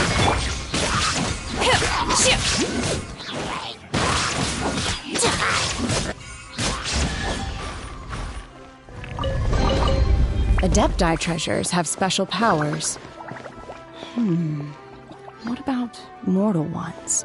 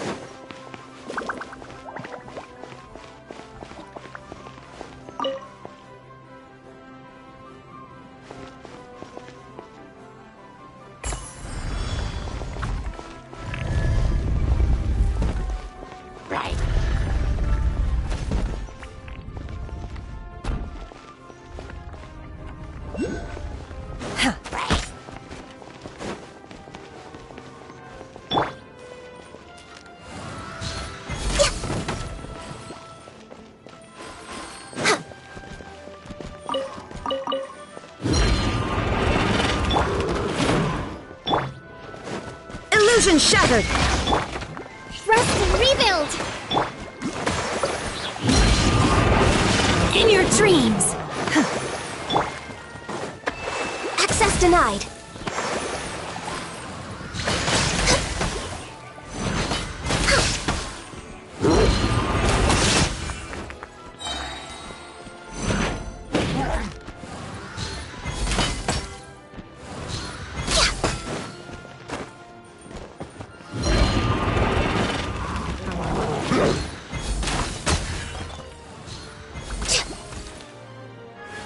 Next on the agenda...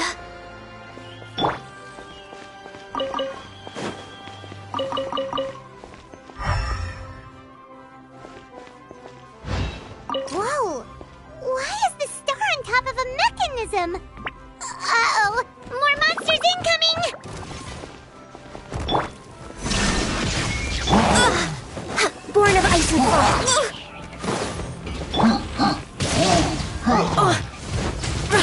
Transfiguration.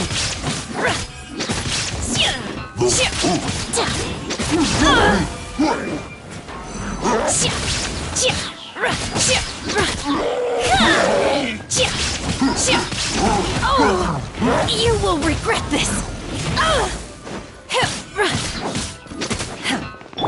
Allow me.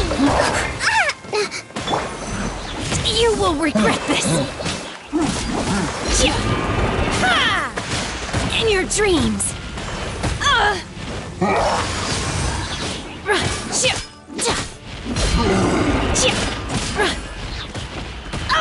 Oh, you will regret this. Shine down.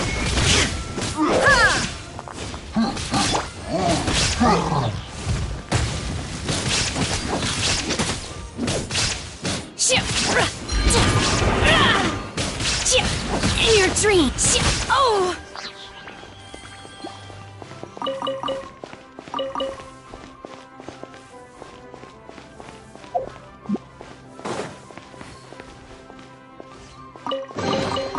Adepti treasures have special powers. What about mortal ones? Right.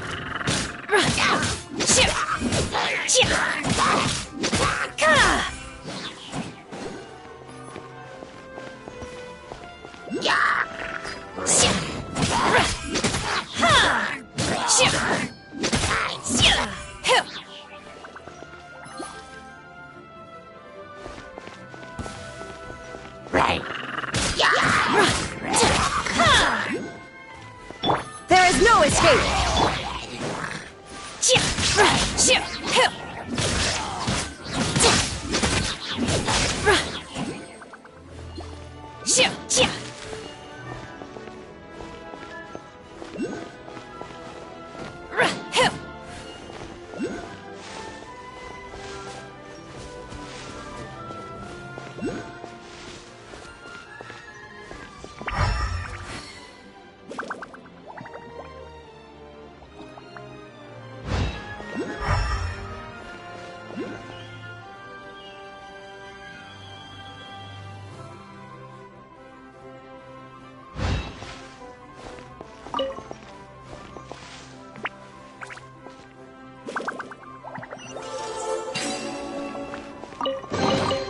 So, this is what the world considers to be treasure.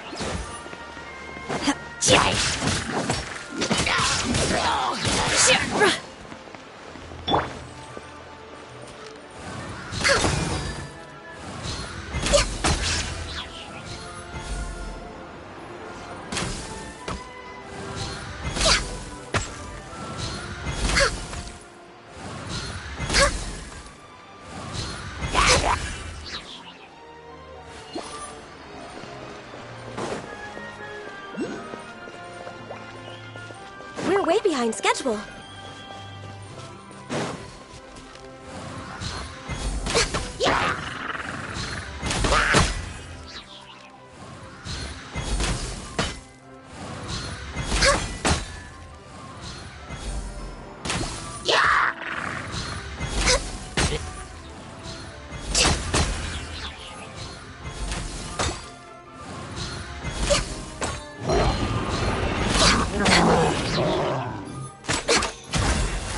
Shine down. We're way behind schedule.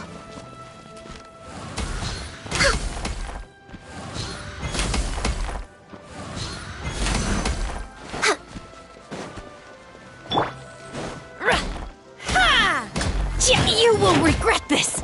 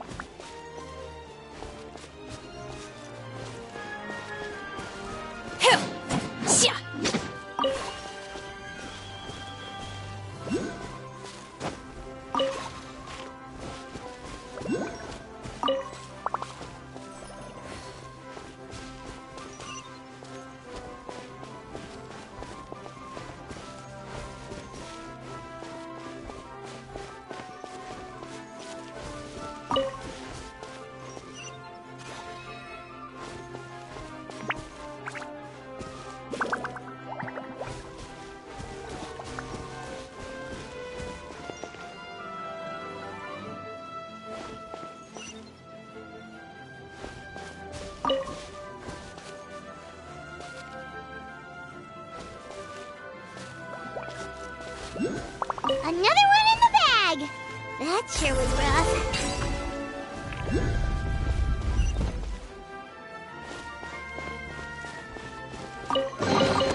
These... things. What are they used for?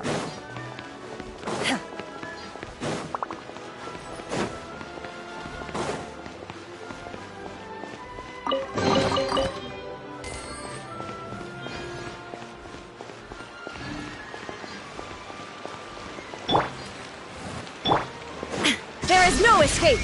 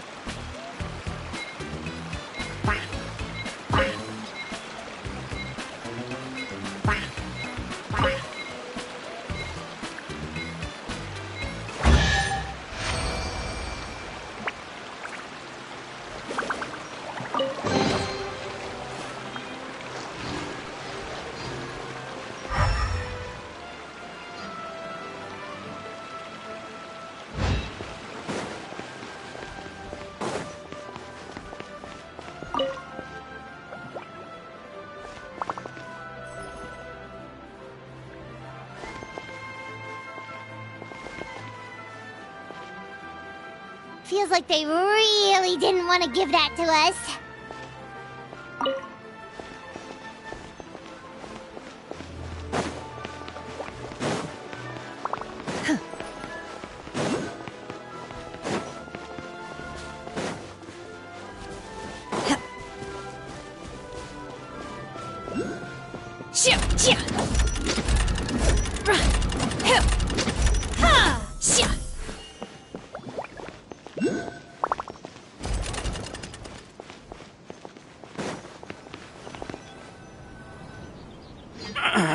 Drat!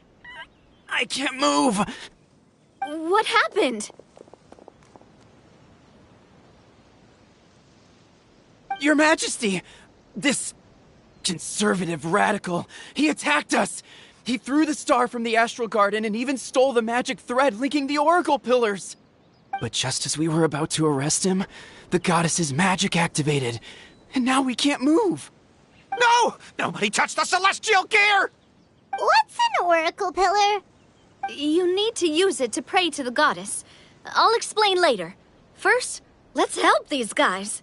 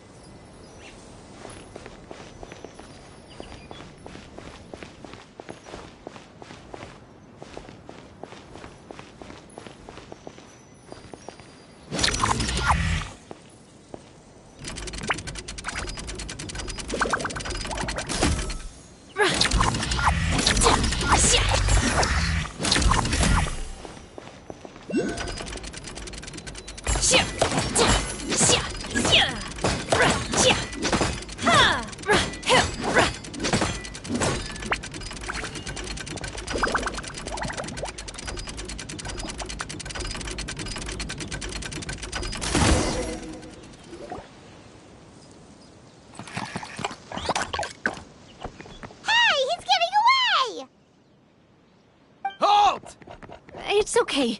Let him go. But, Your Majesty! Even if we catch up to him now, we won't be able to change his mind, much less quell the fear that many others like him are feeling. All it would do is turn him further against us. Understood, Your Majesty. Also, this is the magic thread he was holding from the Oracle Pillars. Your Majesty, what should we... Please give that to the traveler over there. I believe they have some questions for the goddess. Yes, Your Majesty.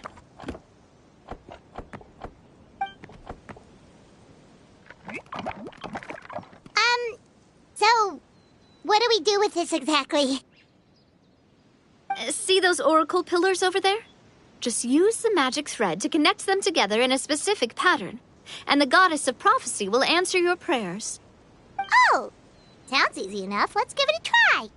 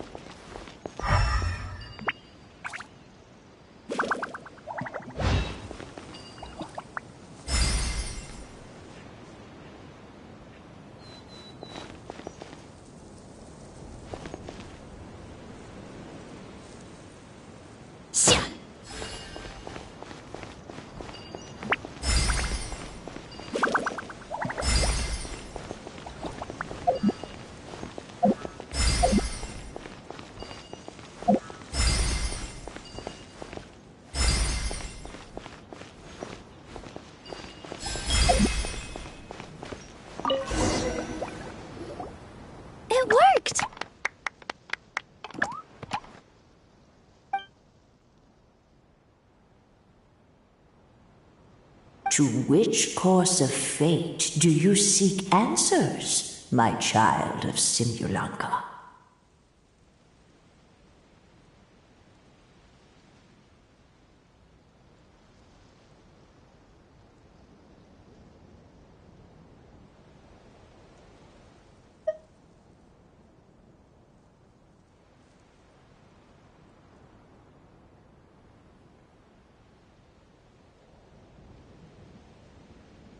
The hero from another world, supported by their companions, shall restore peace to this world.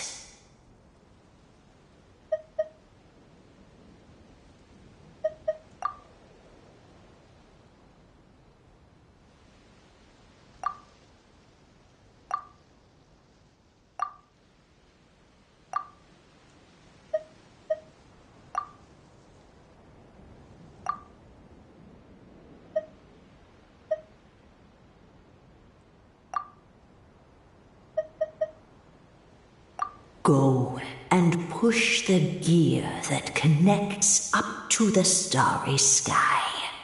When that time comes, I shall dance and return the tracks beneath my people's feet back to the stars in the sky. The hero from another world, supported by their... So, Miss Navia was right.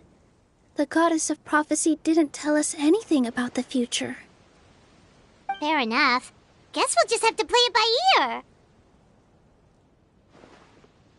Then first, we have to restore the sky back to its original state by putting the stars back in their positions. Let me do a quick count. All right.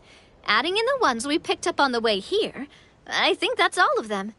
Let's go hang these stars back up in the sky. In the sky? How do we get up there? Oh, I got us covered.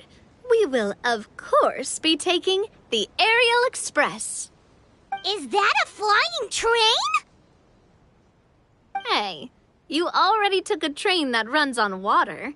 Is a flying train really that much weirder? Well, at least the Maritime Express still runs on a track.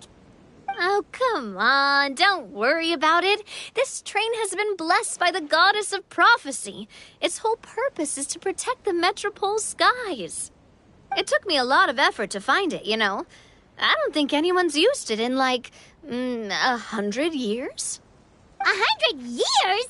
Are you sure it's safe? Let's not forget that the goddess of prophecy's magic has been going haywire recently. Well, it's not like we have any other options. Unless you want to do the honors, Paimon. Fancy flying up there on your own? No, thank you. It's way too high up. Oh, wait, Nilou.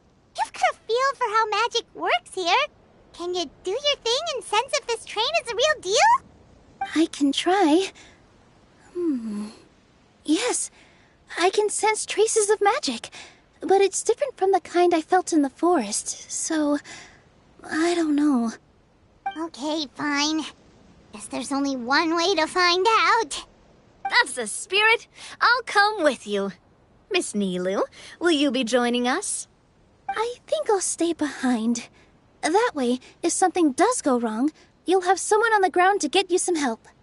That makes sense. If the train does break down, you can make us a giant origami crane to come bail us out. Or if a crane's too difficult, a finch could work.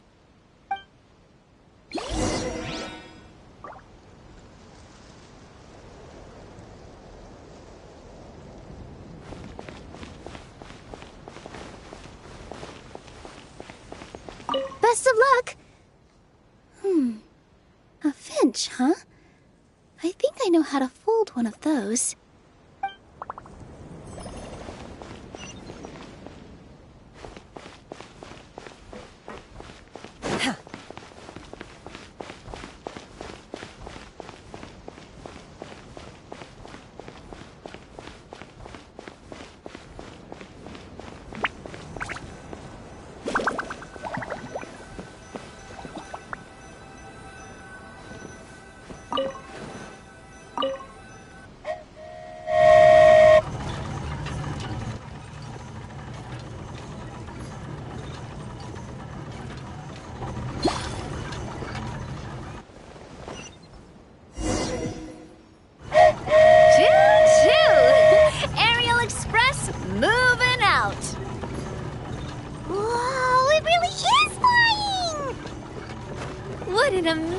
feeling.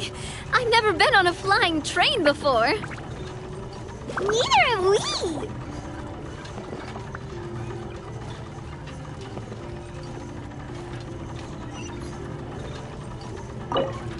That should do it. On to the next location.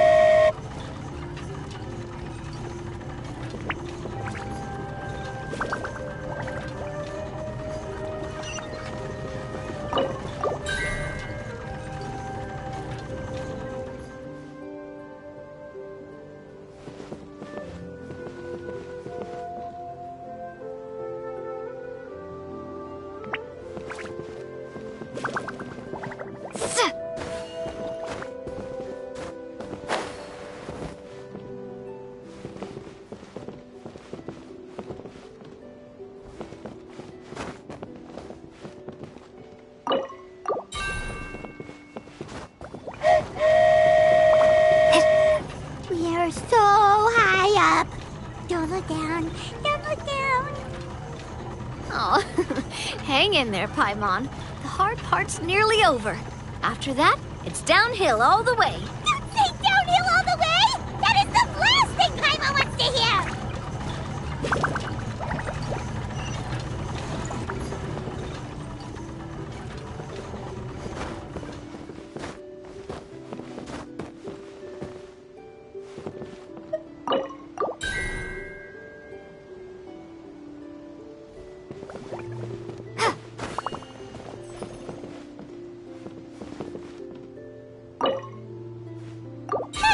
We're finally done. Okay, let's get back down while this train is still working.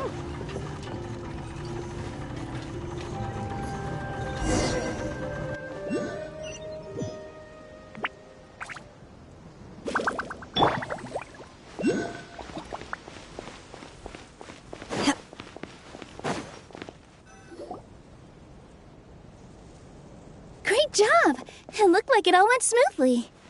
Yeah, and it was an absolute blast, too. You gotta ride with us next time, Miss Nilou. Huh? I'm okay. Thanks for... Halt! What do you think you're doing? Get out of my way! What's going on? Your Majesty, there! Let us through! Stay back! It's okay. Let them through.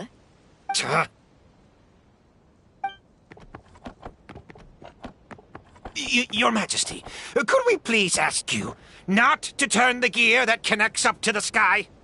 And why is that? As you have seen, the goddess's gift is very important to us. It keeps us from harm and protects our very lives. Some of us, we just aren't ready to lose that protection. I see. I understand. Huh? Your Majesty, do you mean... I won't turn that gear. Not until you're ready. What? I've said before that the Metropole belongs to the people, and they should have the right to decide its future. But let me ask you this. How do you plan to solve the issues we are currently facing? Well, we'll start by rescuing the people that have gotten stuck. And then we'll find a way to figure out the true cause of this crisis. And have you made any headway on that? The true cause, I mean. Unfortunately not. Hey, you little... I'm sorry, my friend, but it's the truth. You have friends and family that have been affected, don't you? That have gotten stuck? Duh. I understand your concerns. But if we let this drag on for much longer, the situation may well get worse. More and more people will be frozen by the goddess's magic. Yes, but if we turn that gear now, all the tracks in this city will disappear. I know this is a hard decision to make. But have you ever thought about why the goddess might have made things this way in the first place? Huh? Why do you think she might decide to take back her gift and stop revealing further prophecies about the future? Are you saying she has abandoned us? No. Quite the opposite, in fact. What do you mean? The goddess dearly loves this world and all the people of Simulanka. And because she loves you so much, she wants you to be able to choose your own path. Every parent hopes their child will have a happy and carefree life. But if they're overprotective, then all they'll manage to do is keep their child trapped. If a mother bird lets her baby ride on her wings for too long, her child will never learn how to fly. Perhaps the goddess of prophecy has always known that one day she'll have to let go. Children can only become independent if they're allowed to form their own opinions, make their own decisions, and deal with the consequences on their own. Only then will they be able to continue their journey alone, even after their parents are gone. But we've relied on the goddess's protection for so long. We don't know what it's like to go it alone. We don't know if we have what it takes. Are you kidding me? I think you've proven yourselves more than capable of that. What do you mean? You made a call in a time of crisis, and you've come all this way to talk to me. Even the guards couldn't stop you. That must have taken a lot of courage. But we only did it because we were scared. Why you set out on the journey doesn't matter. What matters is that you've proven you can choose your own path. My friend, I fear our king is right. It is time for us to face our fears. What? But we... We can't go on living like this. Living in fear. Look at what it's driven you to do. You threw away a star personally created by the goddess of prophecy herself. You once revered her more than any of us. And I think the king is right. She hasn't abandoned us. So, why don't we put our trust in her one more time? I don't care anymore. Do what you want. He laughed. I'm sorry about my friend. That's just how he is. Always had a terrible temper. Please accept my apology for his impudent behavior. Is it just me, or has he accepted the goddess's prophecy? I think so. Not that you'll ever hear him admit it out loud. Your Majesty, please turn the gear that connects up to the sky. So, you've made up your mind? About giving up the goddess's gift? Yes, I've made up my mind. But maybe losing the gift isn't what this is about anymore. Because we've gained something too. You have given us courage. Well said. I am proud of your decision. Now, gather around, everyone, and join me as we make the night sky of this wonderful city turn once more.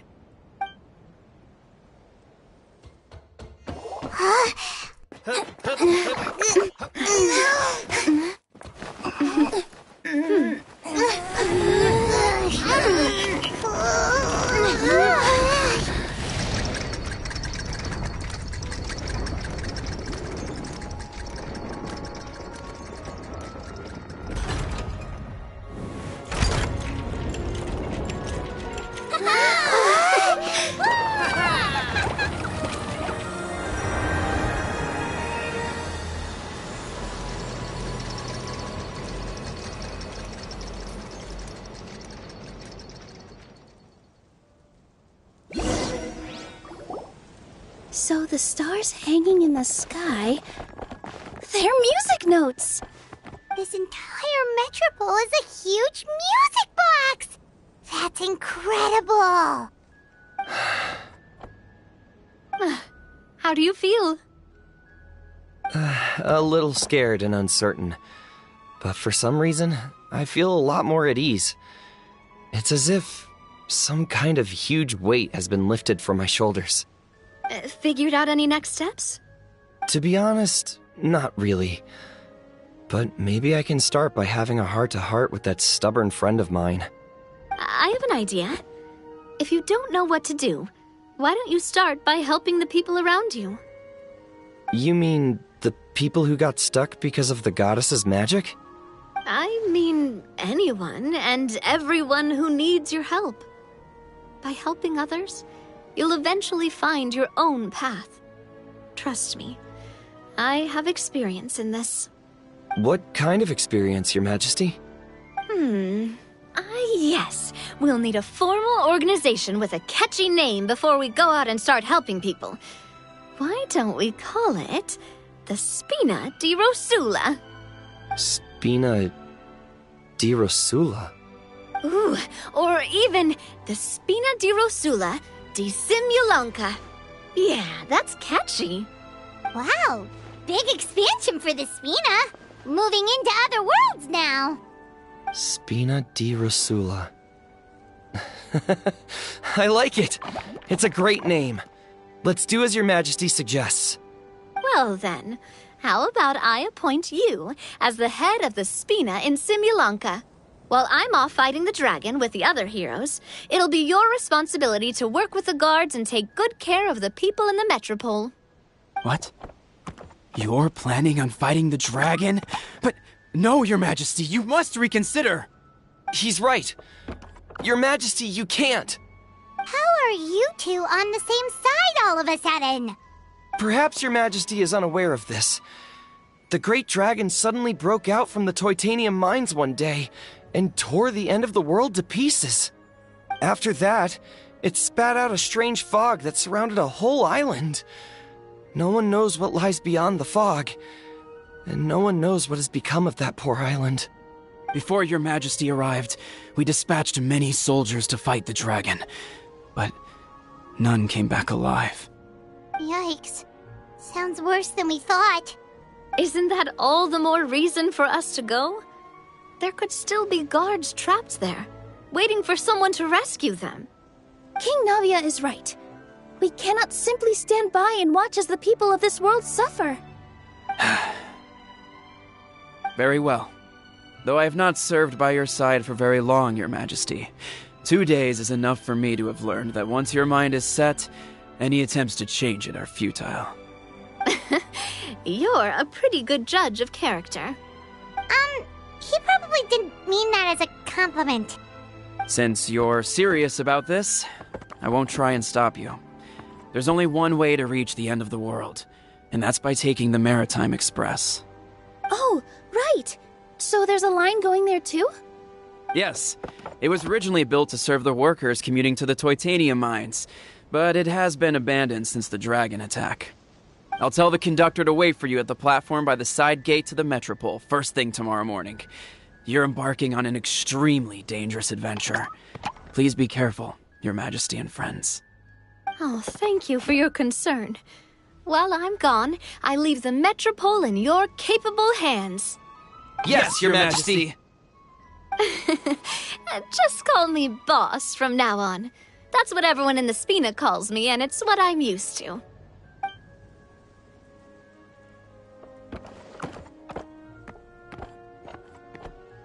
So, the plan for tomorrow is journey across the ocean, make it to the end of the world, and defeat a dragon.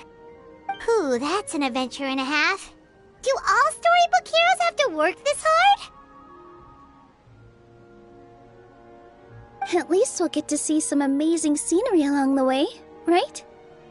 Besides, we'll have each other. It'll be a shared experience that we'll never forget. Plus, we're pretty well equipped for a classic Heroes vs. Dragon story. We got Miss Nilou as our magic caster, and I guess I'm the melee warrior who leads the charge? Paimon can definitely see that. Anyway, those are tomorrow's problems. Right now, all Paimon wants is to eat a proper meal, because worst case scenario, if Paimon ends up getting eaten by a dragon, she wants to do it on a full stomach. And something about the end of the world doesn't sound like a great place for food options.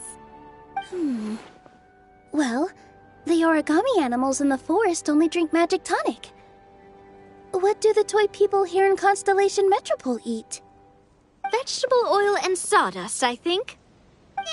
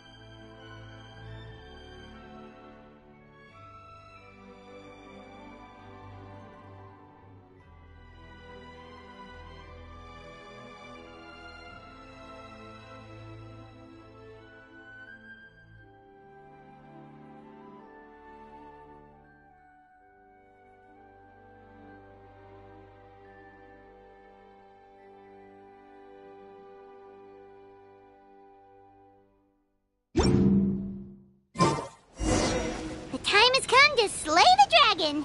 How are you feeling? Nervous? I'm once curious to see what this end of the world place is like. Come on, let's go meet the others at the station.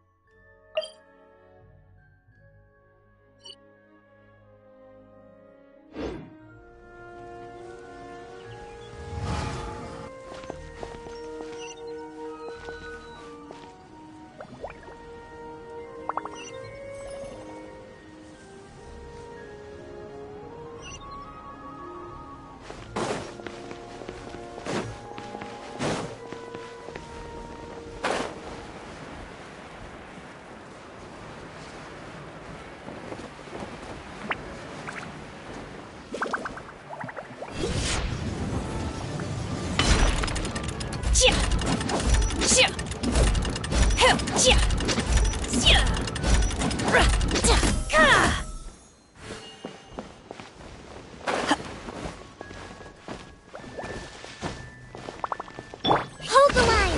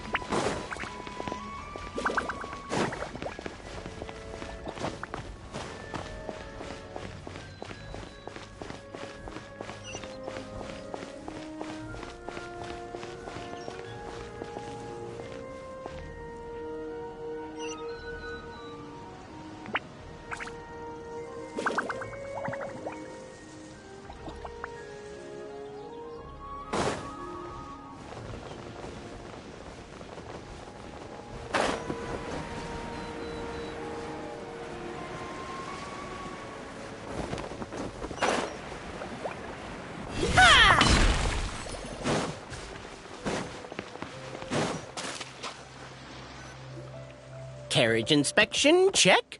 Wheel and axle inspection, check. Power inspection. Good morning, Mr. Wheel. Oh, good morning, heroes of Simulanka. Hey, our old friend Wheel is the driver again. That already puts Paimon at ease. Are you certain you don't want us to accompany you, Your Majesty? I am. You can leave the dragon slaying to us. My partner's a pro. She does it all the time.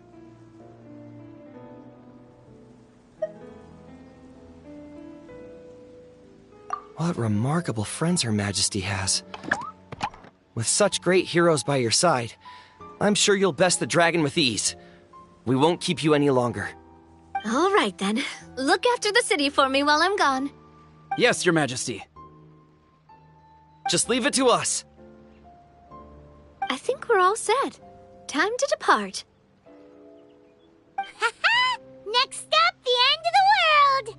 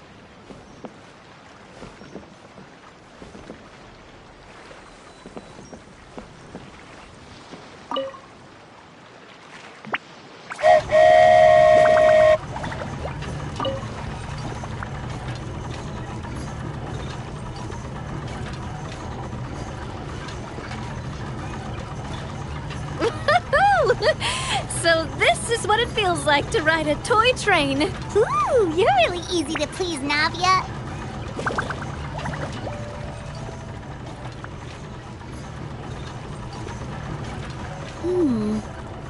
Looks like the fog ahead is getting thicker.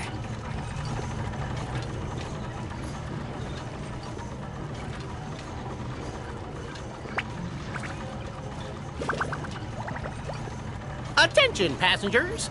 We've arrived at the transfer point. All change, please, all change. So we've got to switch trains, right? Huh? What's that? It looks like Helichurls, they've taken over that platform! Huh? What do we do? Just find somewhere to hide, Mr. Wheel. We'll take care of them.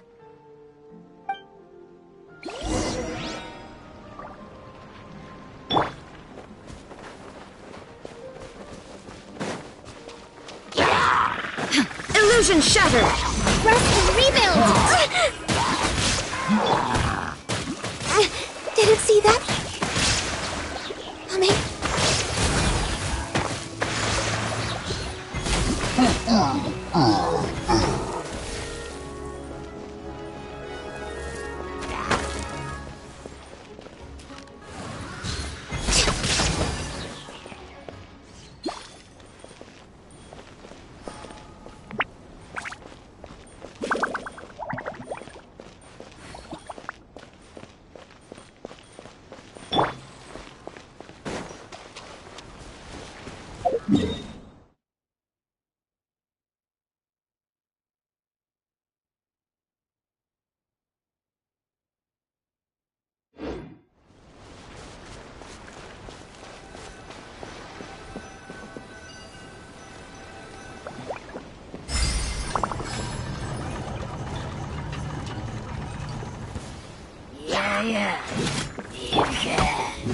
Shine down!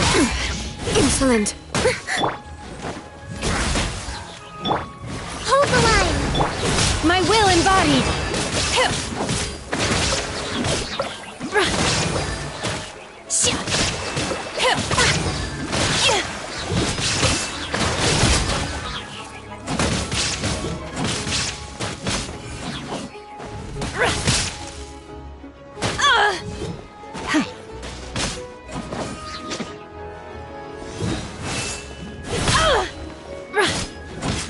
Illusion shattered!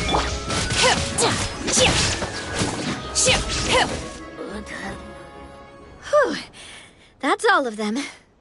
Thank you so much for your help, everyone. Now, let me take a look at the train.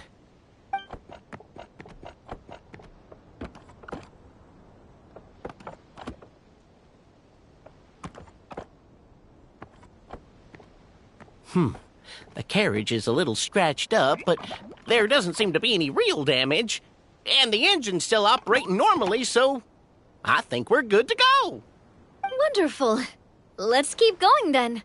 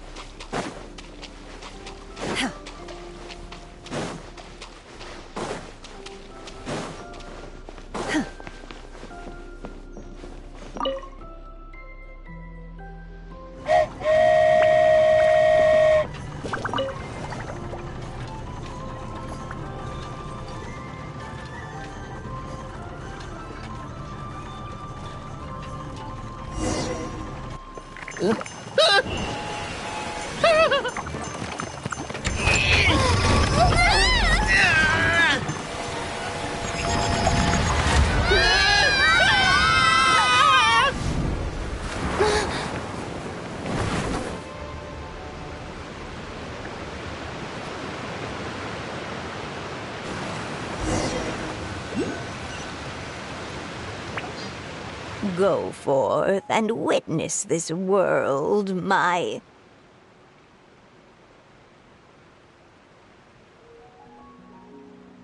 Make sure to be nice to everyone.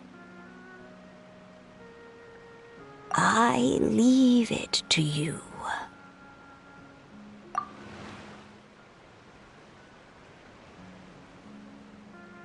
Are you okay, Miss Nilou? I'm fine, but I think the Traveler is still unconscious. We're lucky this guy caught us on the way down. Passed out from a little fall, did ya? How fragile. Oh, cut her some slack. The Traveler's had a rough few days. We should just let her nap for a bit.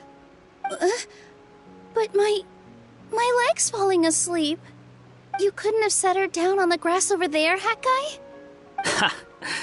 I go out of my way to save 4 people who fall out of the sky, and now you're nitpicking my choice of soft landing? That's the most ridiculous thing I've ever heard.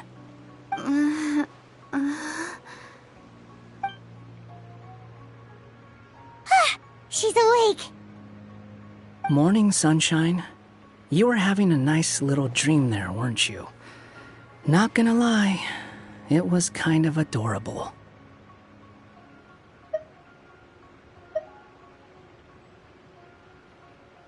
You and your friends fell from the top of that waterfall, and you passed out along the way. Guess someone couldn't keep it together. Sorry to break it to you, but crashing into the ground doesn't take you to another world. That kind of thing only happens in those stupid light novels they sell in Inazuma. Also, he kind of, set you down in Nilou's lap, so that's where you've been napping all this time. Paimon!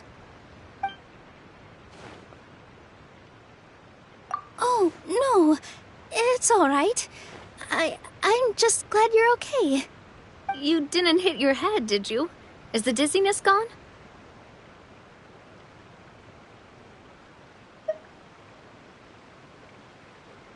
Really? What did they say?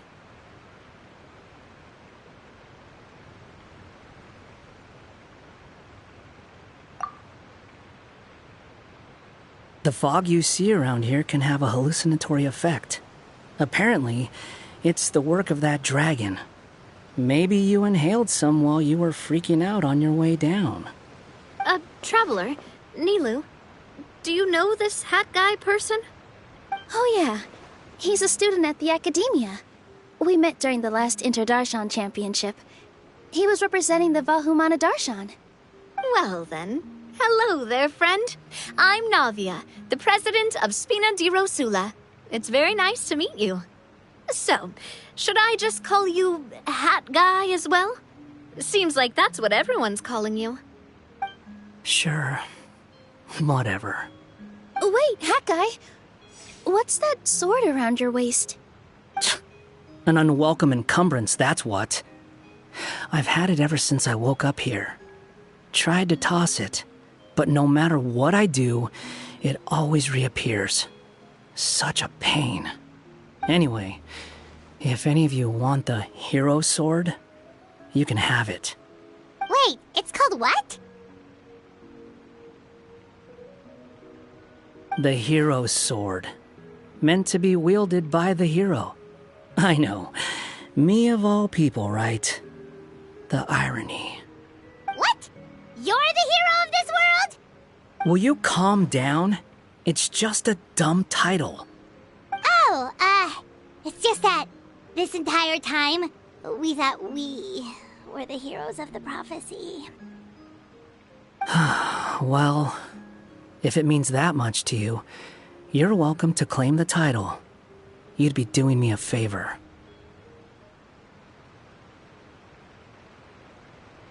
That's not the point! The real question is, if you're the hero, then where the heck have you been all this time? Looking for a way out. I heard there's a boat in this area that can bring you to another world. So I came to investigate. But look at the state of things around here. The lighthouse collapsed. The boat won't budge. I say we try to find a different way out. Huh. Paimon's guessing a voice told you what you were supposed to do here. That's what happened with Navia and Nilu, at least. You expect me to take orders from some disembodied voice? Hey, wait, where are you going? To find the so-called source of this world's misfortune. The dragon responsible for this whole mess. Wait, we came here to fight the dragon as well. Why don't we go together? Grab that dragon scale over there before you leave. It'll come in handy later. A dragon scale? Where? How did you know about it? What's it for? And... Have you ever considered keeping your questions to yourself? Because if you actually expect me to answer them all, we'll be here until the next Interdarshan Championship. You little... Paimon thought you might have learned some manners by now, but clearly not!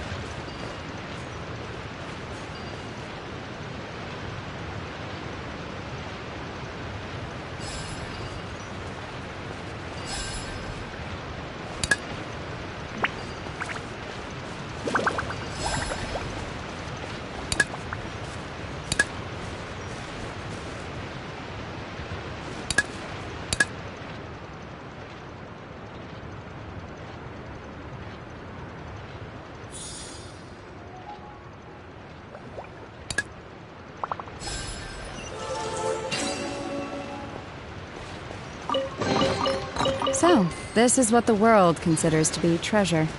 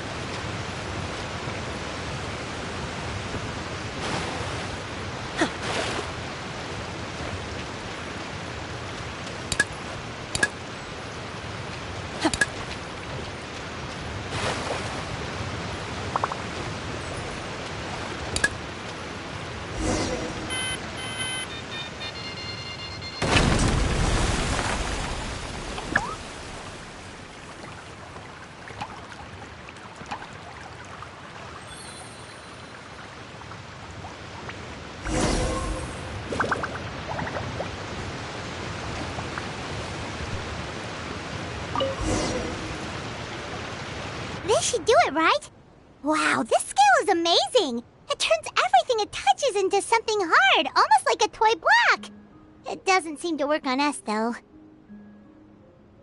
It spews out poison and transmutes everything it touches. Huh. No wonder they call it the evil dragon. Your Majesty, Madam Very Brave Hero! What are you looking at me for? He's obviously talking to you. Mr. Wheel, you didn't get hurt when we fell, did you? Oh, not at all. Thankfully, the young man in the hat was kind enough to lend me a hand. There seems to be a village over here. Some of the residents used to work in the Toitanium mines, and some came to fight the dragon, then got stuck here. I see. I'm glad they're all safe and sound. I can try to use my magic to fold a boat to bring everyone back. Oh, I'll help too. Still, I think we need to take care of the dragon first. We don't want it to start causing trouble when we're trying to load people onto the ship. Apparently, the villagers often see the dragon fly into a space behind the waterfall. They think that's the location of its lair. Then we should look around and try to find a way in. I'll wait here for your triumphant return. Your Majesty, brave heroes, please be careful.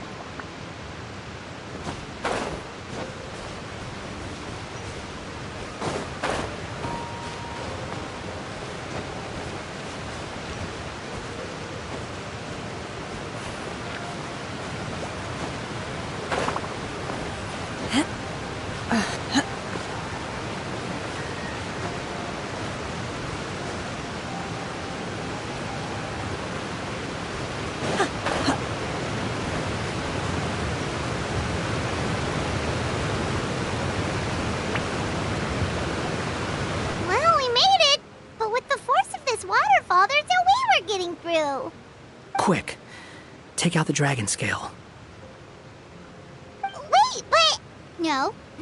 Paimon doesn't need to ask you anything.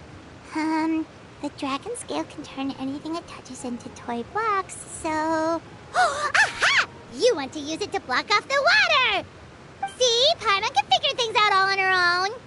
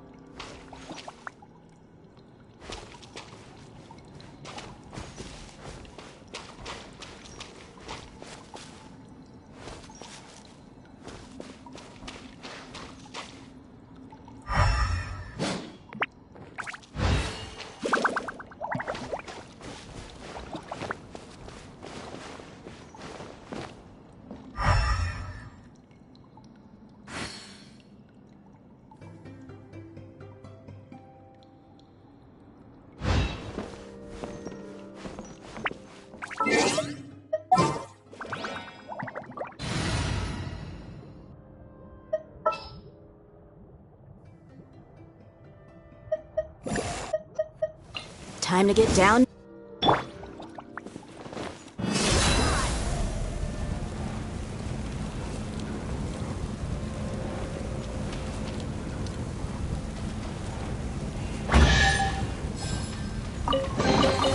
I could make a tidy sum selling some of this.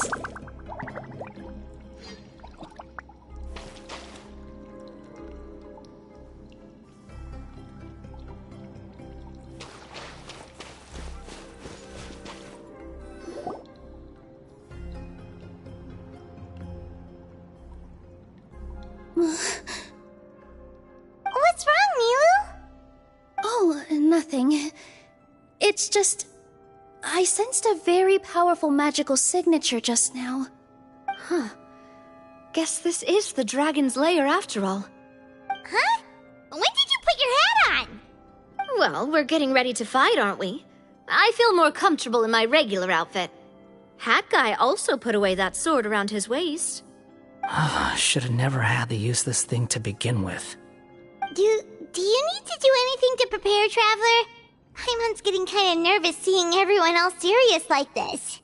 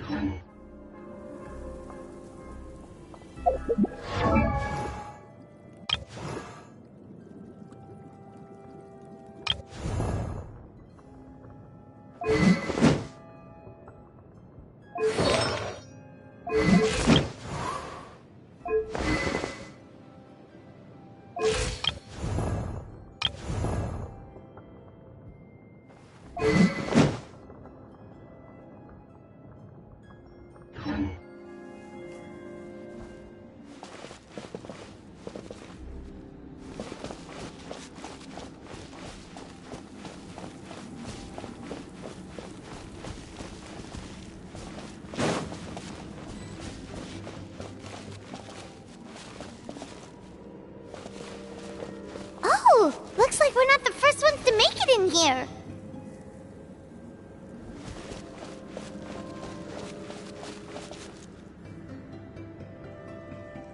Wait, hold on! Let's fight the dragon together! They're already gone! Let's try to catch up!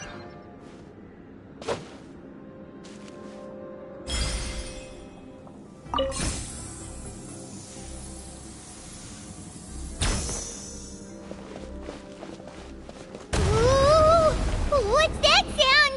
Is it an earthquake? Where'd they go? Reckless idiots.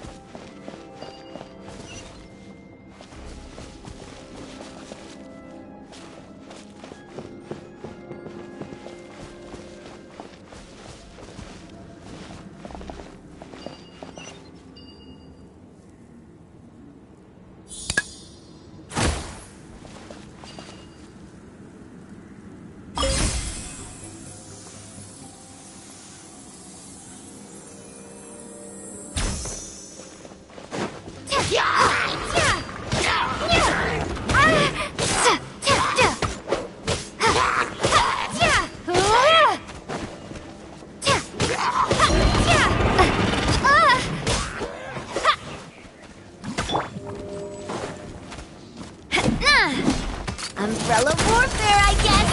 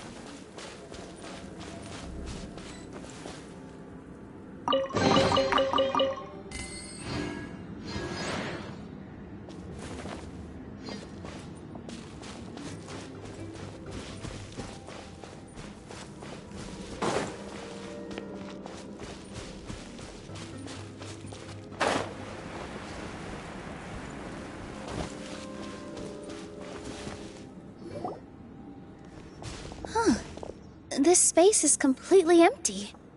Paimon bets this is where the dragon sleeps. Watch out in front! It's coming!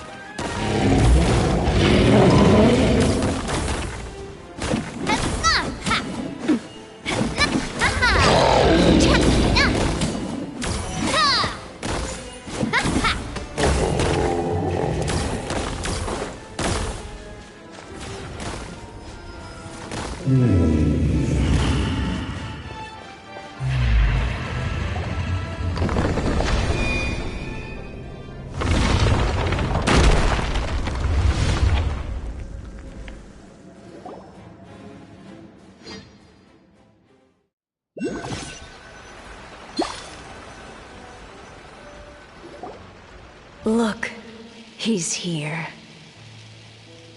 Ah, another new soul has joined this world. But are you sure his fate will be as you described?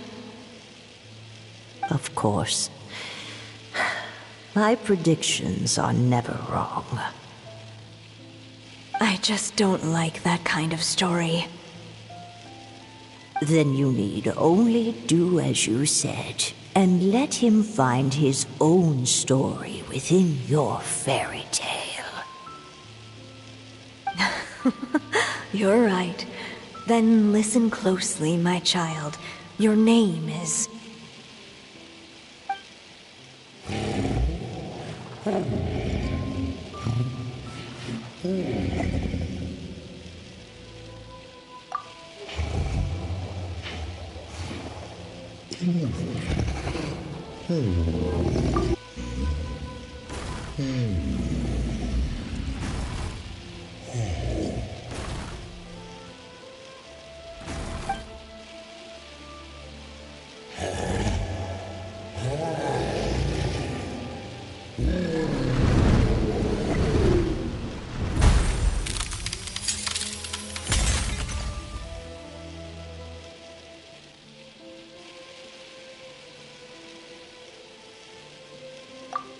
It's the dragon! The dragon that destroyed the Titanium mines!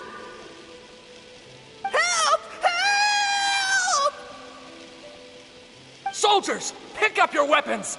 Destroy that monster!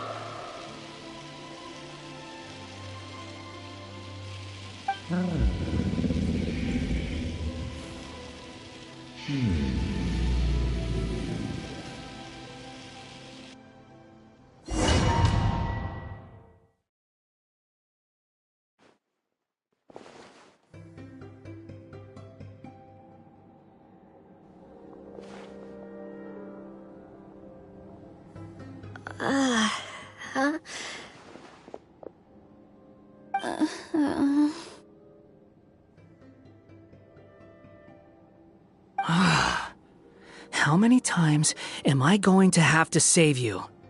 Thank you, Hat Guy. Paimon still feels dizzy. Hey, did any of you also see something strange? It was like we were witnessing... The dragon's memories. Sounds like we all saw the same thing just now. Well, we definitely saw a different side to the story. Watching it all unfold, Paimon couldn't help but feel bad for the dragon. This world might be a lot more complicated than we thought. The next time we encounter the dragon, how about we try talking to him instead of fighting? That sounds like a good plan. But maybe we should figure out where we ended up first. Huh. If the world above is a fairy tale realm, then maybe we've fallen into the next page of the book. Just keep walking and don't fall behind. Hey, wait for us!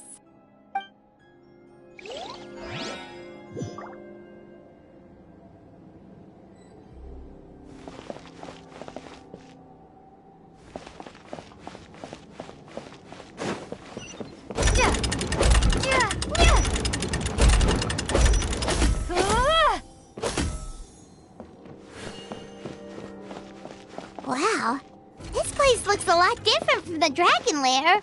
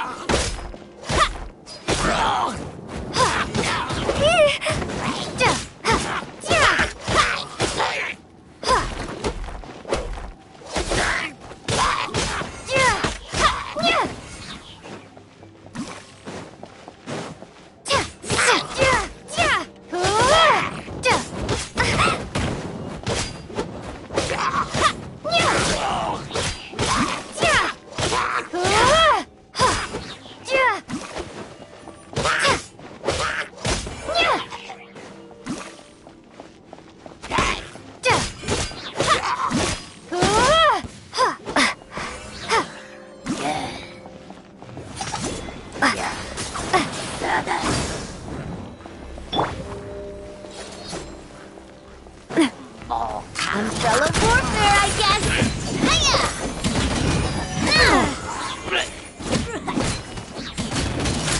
Hey there! Dada Kondala.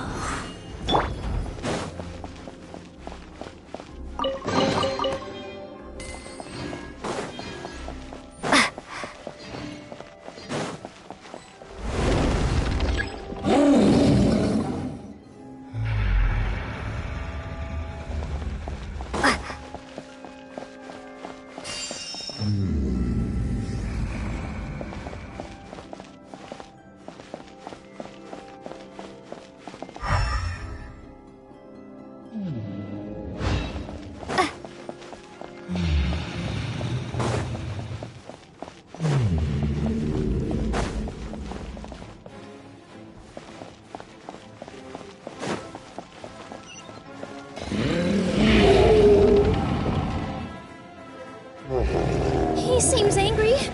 We just want to talk to you.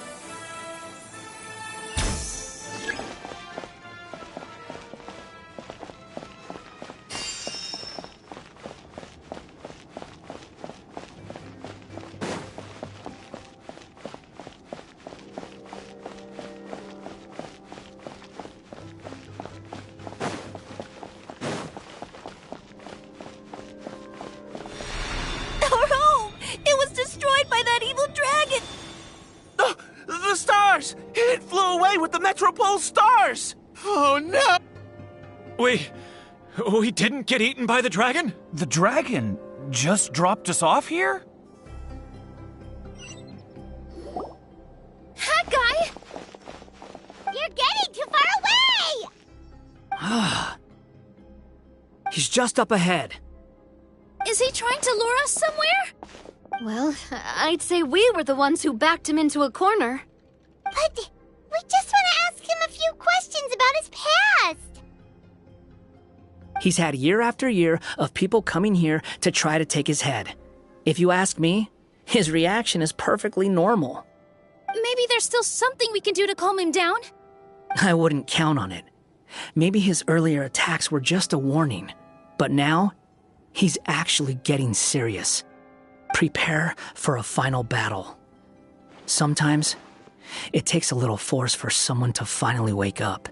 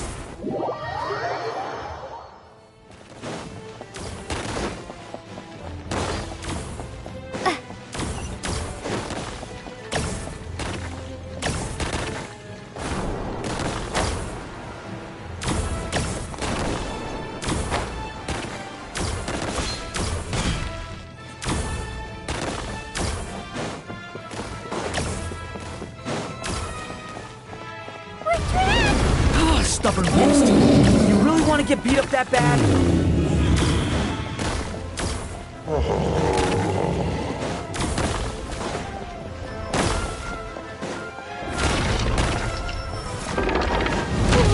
Its mouth is huge! Are we really gonna have to throw a bomb in its mouth?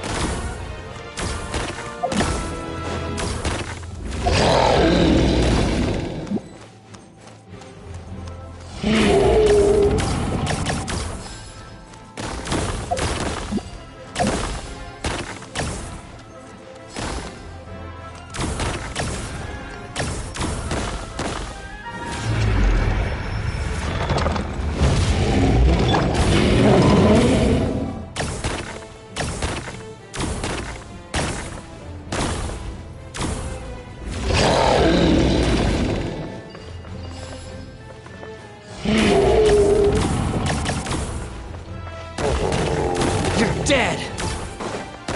How amusing.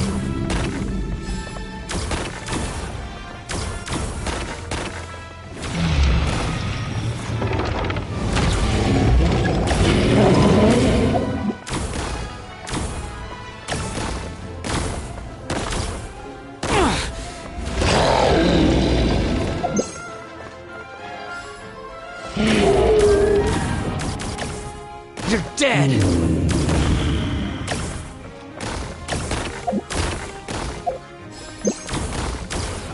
That's far enough!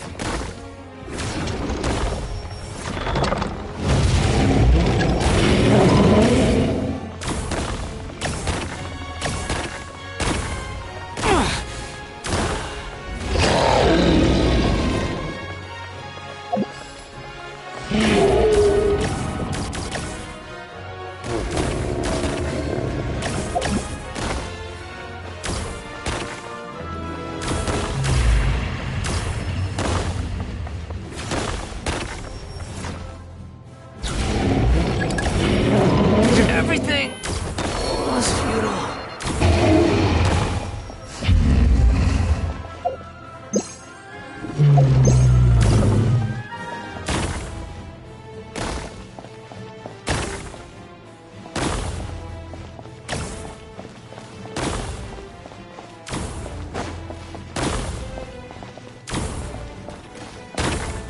Watch out! If you fall, you're on your own this time.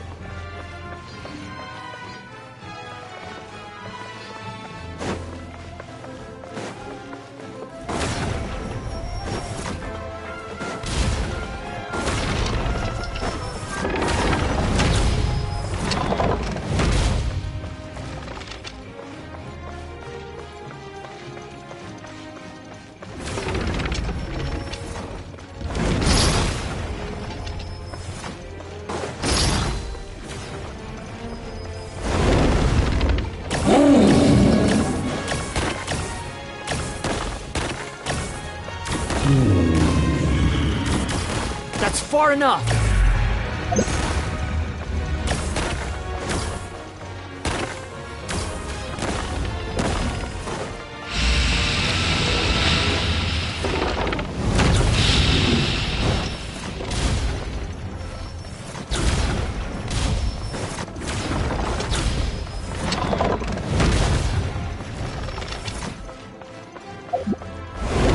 Where did those two come from? It's getting serious. Don't get hit!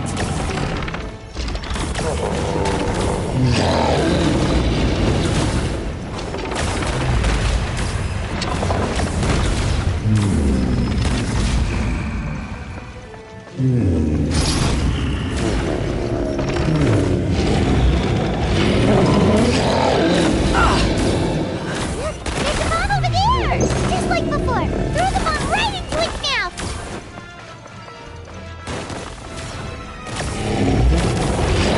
You're dead! What are you waiting for?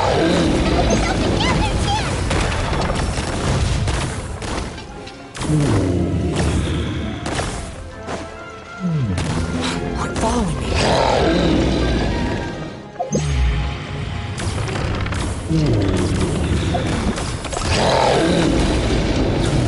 How amusing!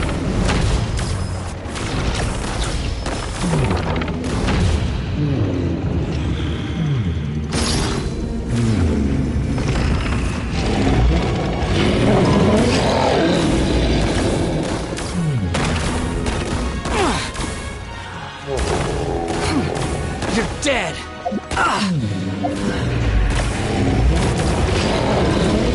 Falling into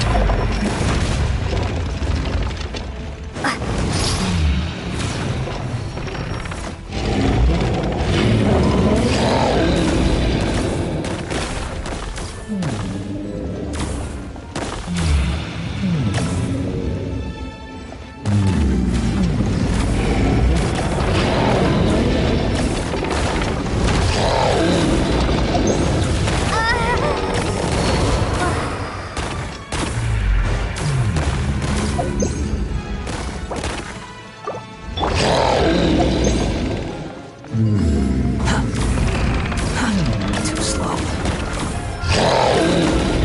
How amusing.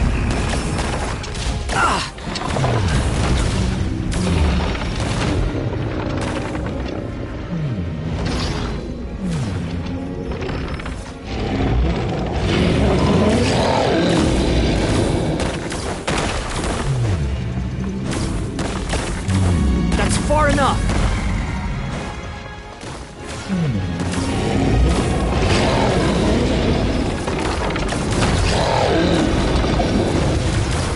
You're dead! Everything was futile.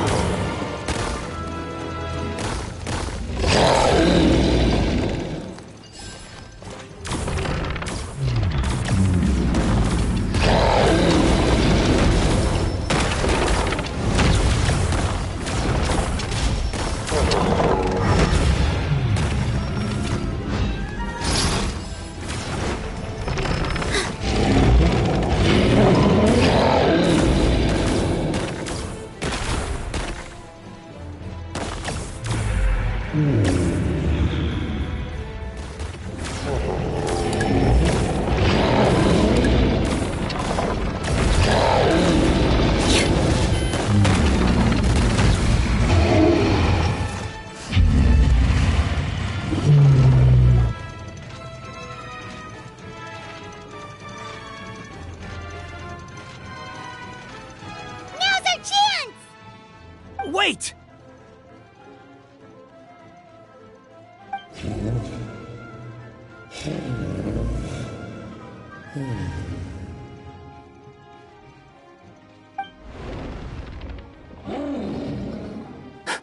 Huh?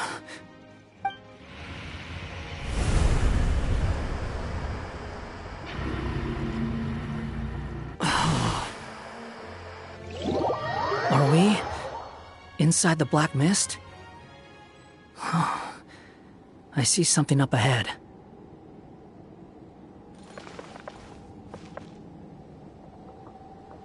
Are you sure you want to create this child, Em? Even after what I told you about his fate? He will be abandoned by his creator, and eventually... I know, Bee. You've told me already. That sad story with the disappointing ending. It's what happened in the real world, isn't it? But that's exactly why I want to change things. In a different world, his story can have a happier ending. That child, his heart is so full of love. I understand, Anya. But know that if you give him that name, his fate in Simulanka is destined to parallel that of his real-world namesake. But there's still a chance, right? Maybe it's a shot in the dark, but I have to try. He deserves a better life. Although, he might need the help of others when the time comes. All right, my dear. The choice is yours. Since you're so persistent, let me tell you a secret. More boring fate talk.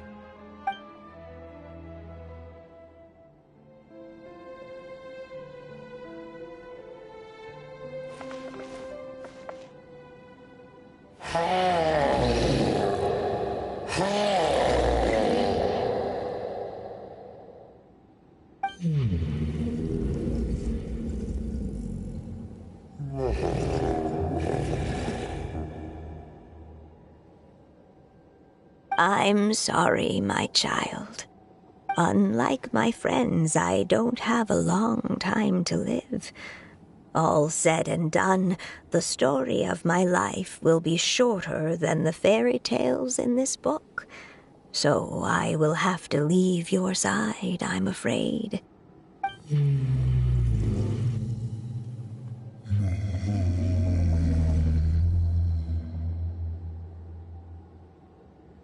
It's okay.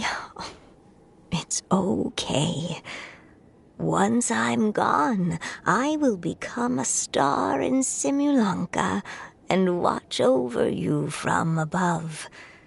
If you ever feel lonely, just look up towards the sky.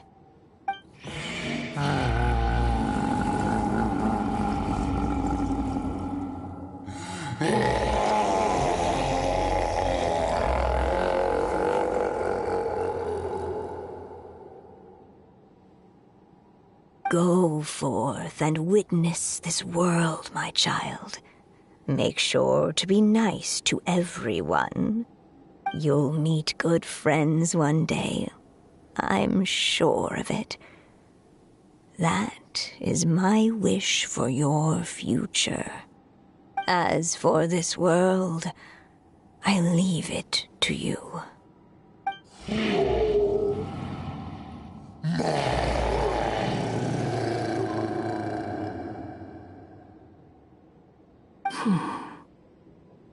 So in the end, you were betrayed too.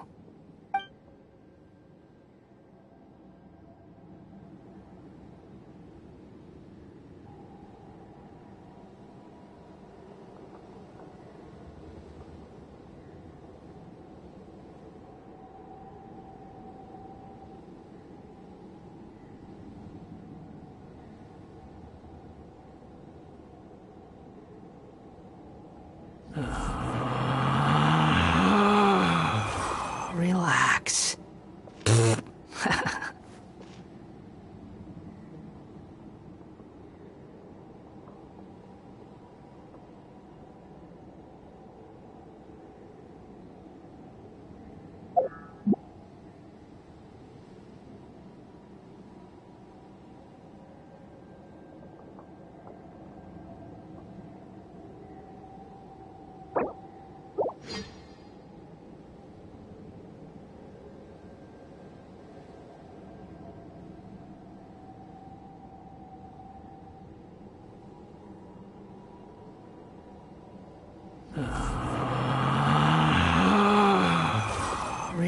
relax.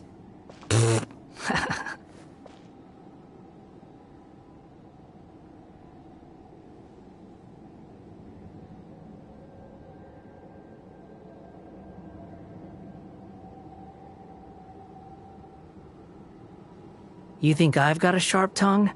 I just tell it like it is. If someone can't handle it, maybe that's their problem. Hey, Mr. Dragon! I brought you some food. You must be hungry.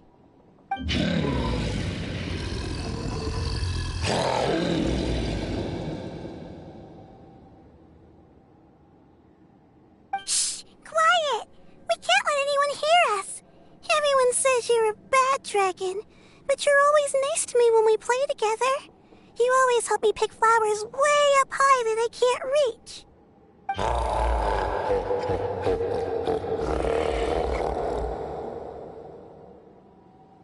It's okay. Just keep hiding here, and tomorrow I'll... Oh no, my child! Help! Somebody help me! Save my child! The dragon's trying to kidnap her! No, Mom! It's not like that! Listen to me!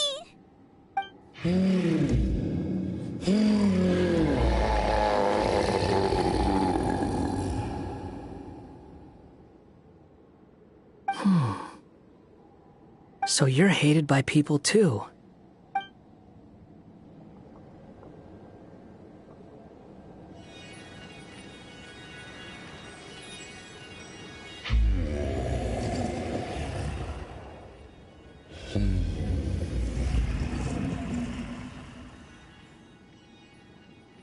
So that's it. That's really your wish? To never have been born at all? That's not a fate you should wish for.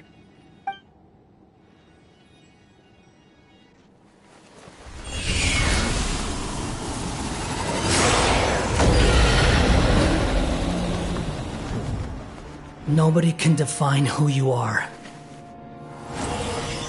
or deny the true feelings of your heart. Now remember your name. Durin.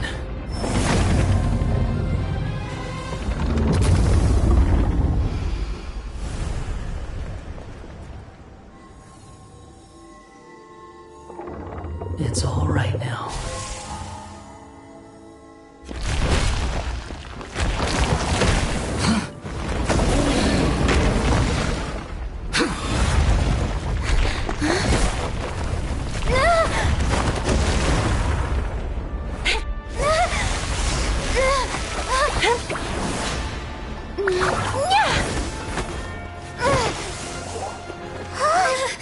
Watch out!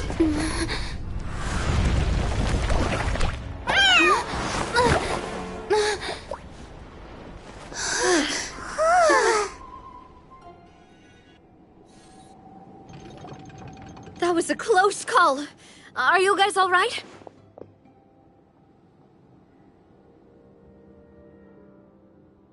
Back in Constellation Metropole, I heard people saying you'd gone to fight the dragon, so I followed you here. Right when I managed to catch up, I saw you fall through that hole. Wait, didn't someone else fall through just now?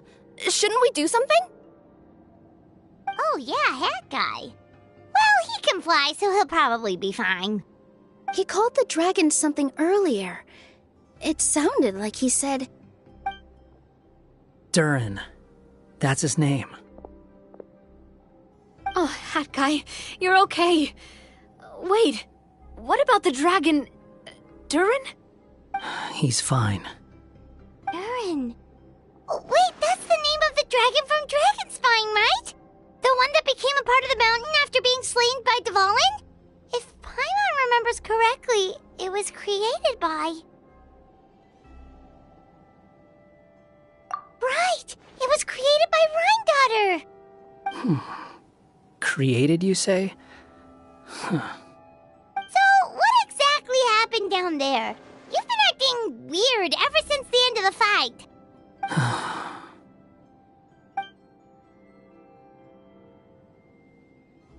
So that's the truth about Simulanka's evil dragon. What we saw in the mist weren't hallucinations, but the dragon's memories.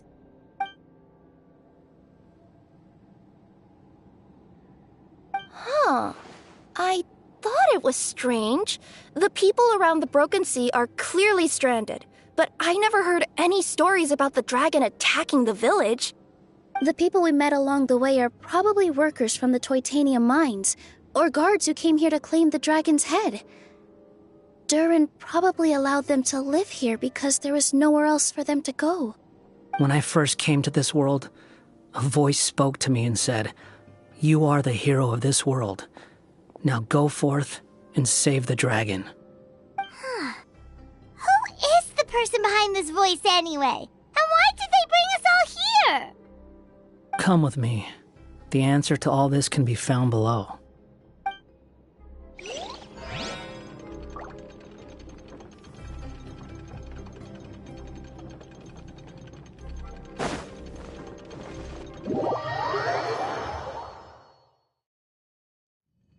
Is this a study? That's right. It belongs to the Goddess of Fate. Goddess of Fate? As in one of the 3 goddesses who created Simulanka? Or more precisely, M. One of the mages of the Hexenzirkel. Hexenzirkel? As in... Sorry, Paimon shouldn't just regurgitate everything you say. It's a lot to take in. She created the story of Durin. Well, the Simulanka version at least. These records should cover most of what you want to know, including the identities of the other 2 goddesses. Read them for yourselves.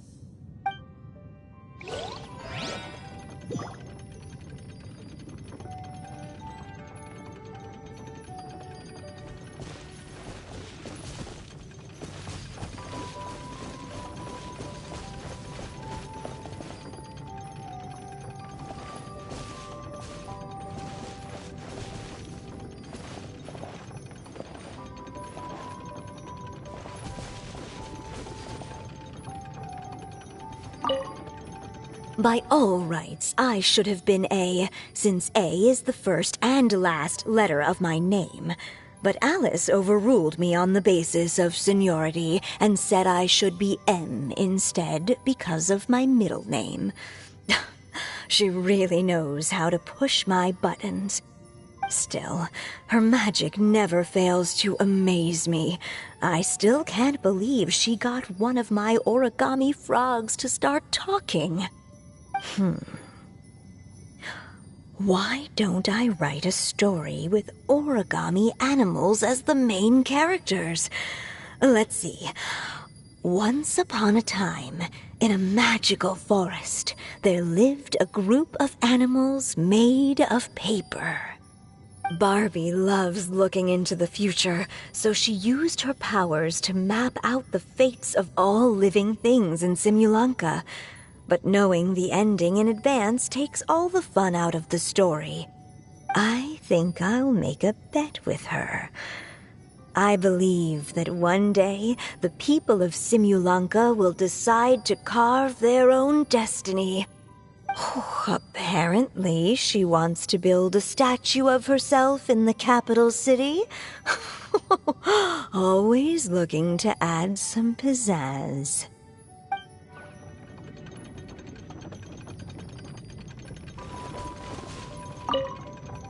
My dear sisters, I fear my pen shall soon run dry. Even now, as I write this letter to you, my dexterity is all but failing me. Thank you for enjoying my stories and for creating this world for me. The time we spent together was the most wonderful youth I could have asked for. I always feel so young when we're together. A says that even after I'm gone, the Goddess of Fate in Simulanka will continue to exist and carry on granting people's wishes. It makes me glad. If you ever want to chat, feel free to pay a visit to the goddess statue. Just don't wish for anything weird.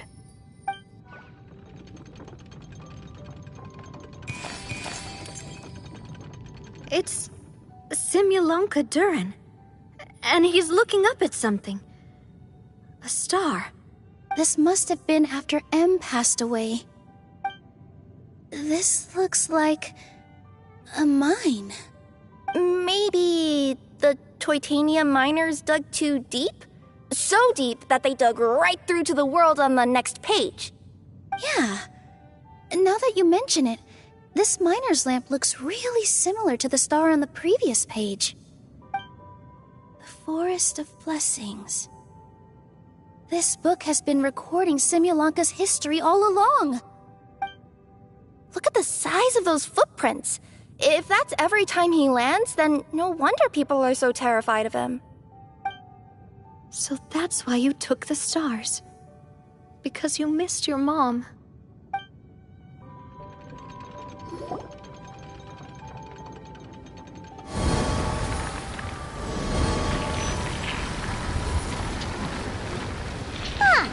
That statue looks different from the one in the Metropole. It's a different goddess. This one is the goddess of fate.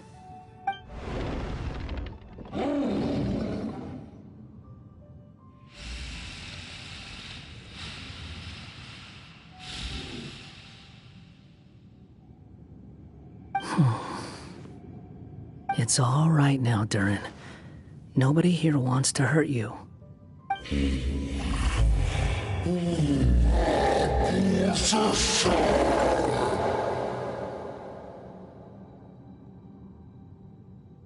say that, Durin! Paimon made a mistake. She was wrong about you. But it's nice to talk, isn't it? Now that we've all calmed down?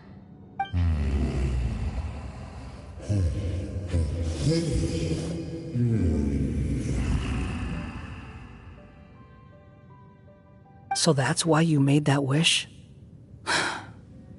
So stupid. Hey!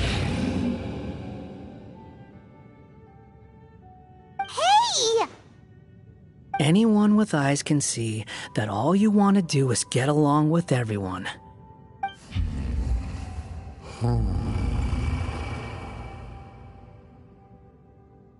You just want to make friends, people to play with, to talk to, people who accept you, or at least accept your apology.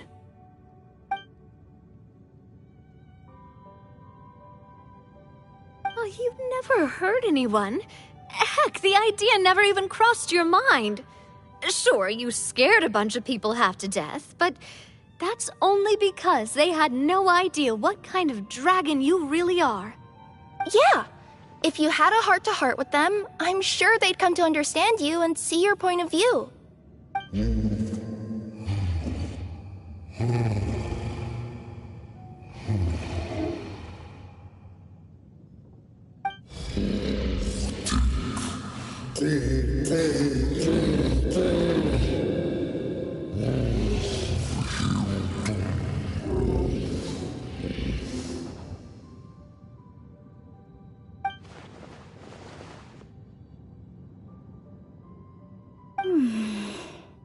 The curse.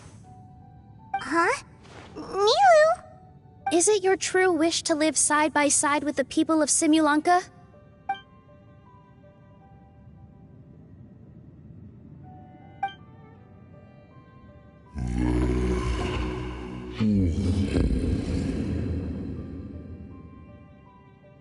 Then close your eyes and make a wish to the goddess of fate. We will help make your wish come true.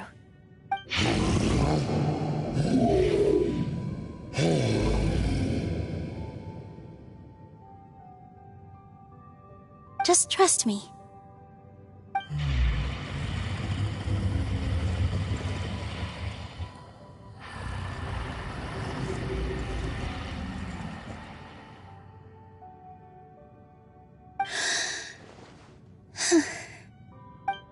I Nilu, the Forest Fairy, give to you my blessing and welcome you as a dweller of the forest.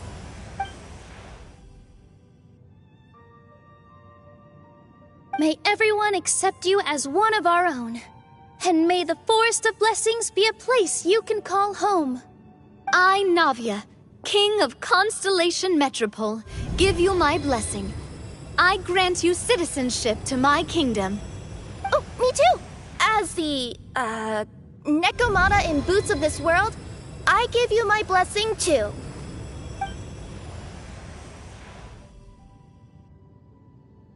Wait, what's going on?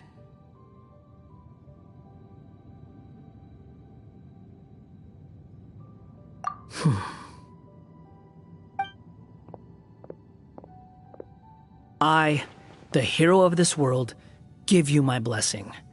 I recognize you as a resident of Simulanka. May you find acceptance in this world. Also, speaking as someone who'd like to be your friend, I wish you all the best for the future.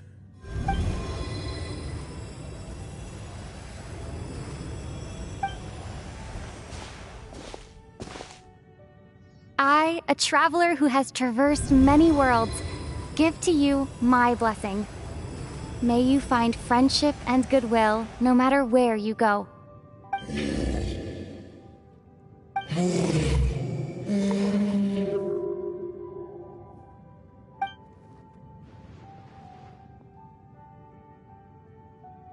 As for this world, I leave it to you.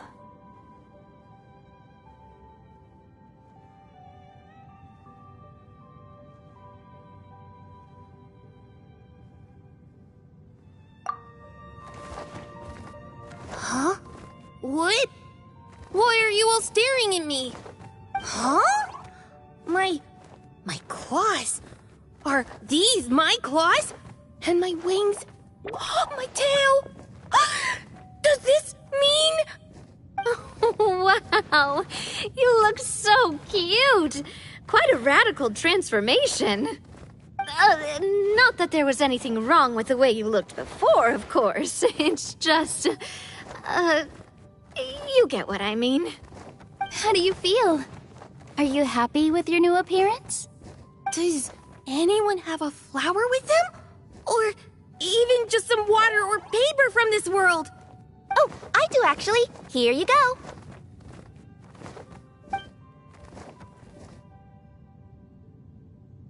They're not changing. I can touch things without changing them. Hey, that's great! One more flying friend for Paimon! Now the residents of Simulanka won't be scared of you anymore. But what about all the things that I did before? That's simple. Just go out there and atone. You could fill in the footprints you left on the ground, or help the people around the Broken Sea get home. Okay. And you'll come along and help me, right, Hat Guy? Huh? Why would I do that? Because you said you wanted to be my friend. You little... Gah. Well, maybe I spoke too soon. Huh? But I thought...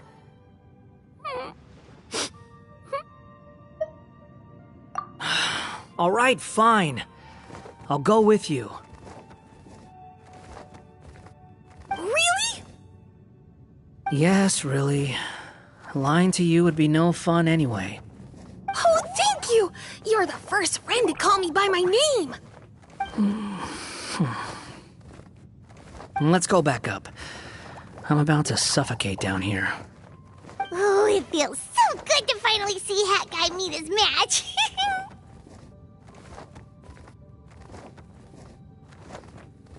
Yeah, okay. Paimon just never thought we'd see the day, that's all. All right. Let's also head back up then. Don't be scared, Durin. We'll be right by your side. Thank you for your blessings, everyone! Oh, this is the happiest day I've had in a really long time!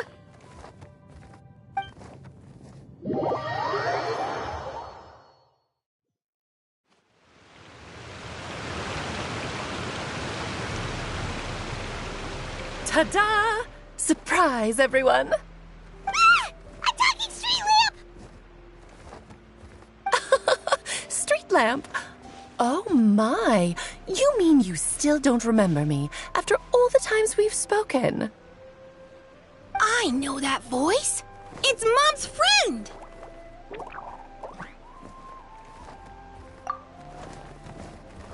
Hello there, traveler and friends. And Durin, it's good to see you.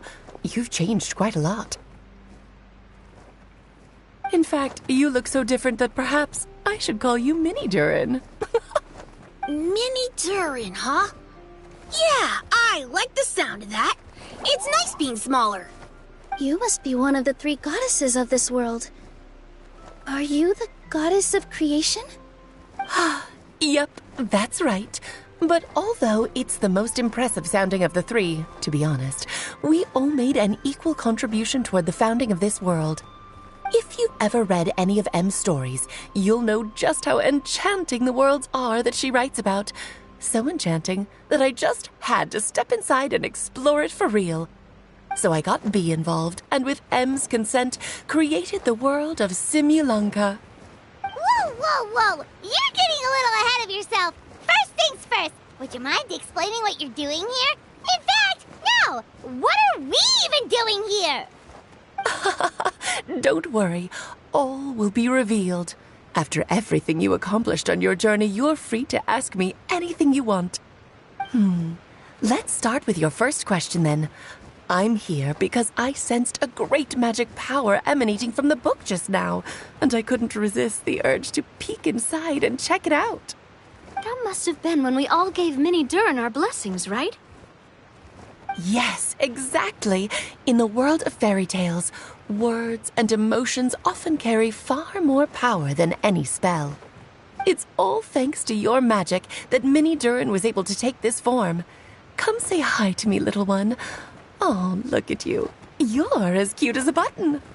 So, what about us? Was it always part of the plan that we'd come here? Plan isn't the word I'd use. If you ask me, I'd say fate works in mysterious ways. When Durin of Simulanka made his wish to the goddess of fate, it just so happened that in a world far away, all of you wonderful people were holding a copy of M's fairy tale at that exact moment. And because of your noble and kind souls, you were selected by the goddess of fate to come and save this world. Now that you mention it, that's what I was doing when I was transported here. I was reading a fairy tale to some children in the Fleuve Cendra. I think I just, happened upon an old book and decided to use it as my pillow during a nap in a box. Wow, what a crazy coincidence. Wait, that's not right. How come everyone else got assigned a role except us? 'Cause we were also... Yeah, that was it. We just received a strange book and we had no idea who sent it. Then, the moment we opened it up to start reading it, we found ourselves here. You're the one who sent it to us, aren't you? Oh, is that what happened?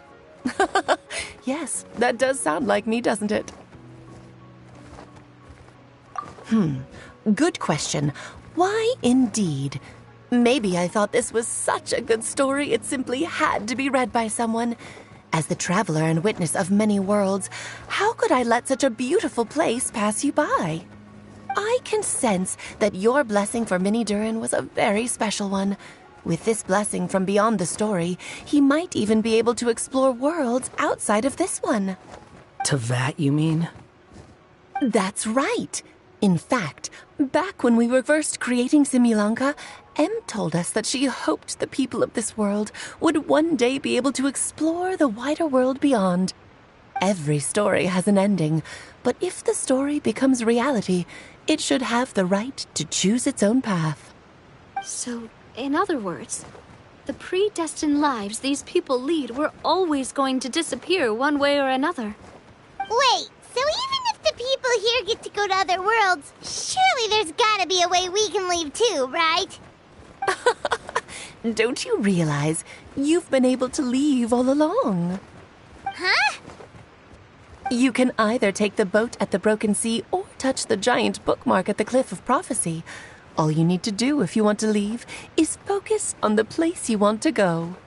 How were we supposed to know that if you never told us? Huh, didn't I? Well, given how smart and capable you are, surely it can't have posed a huge problem for you.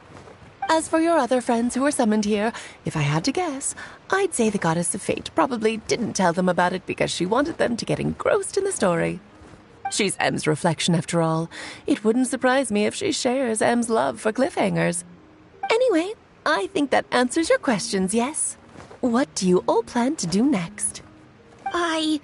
I'm gonna go say sorry to the people of this world. After that, I want to start protecting Simulanka, just like Mom told me to. Now we know how easy it is to get back home. Paimon's suddenly not in such a hurry to leave. Same here. It's not every day that you get to come to such a magical world. I, for one, plan to explore it a little longer. I'm glad to hear it. Maybe I should invite some other friends to join you too. By the way, Minnie Durin, I'm delighted to see you've made some new friends. I'm sure Em would be very proud of you. Now, before I depart, please let me give you a blessing as well. May your future be as rich and colorful as the stories Em used to tell.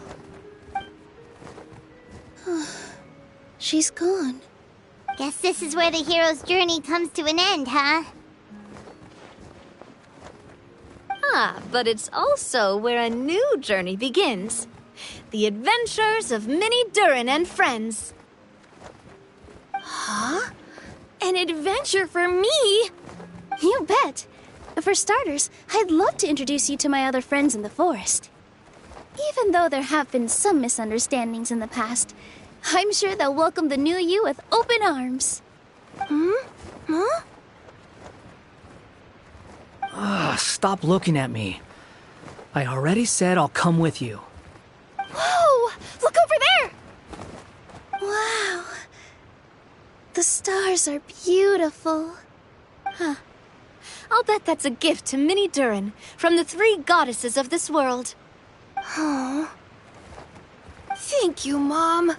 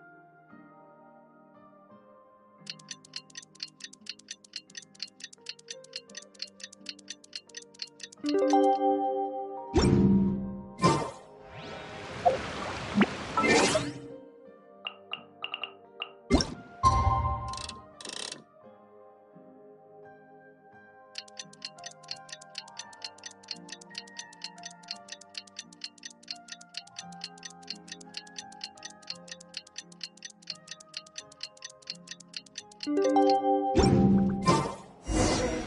been a while since our last adventure. Oh, Paimon wonders how Minnie Durin is getting along in Simulanka. Let's go to the Forest of Blessings and take a look.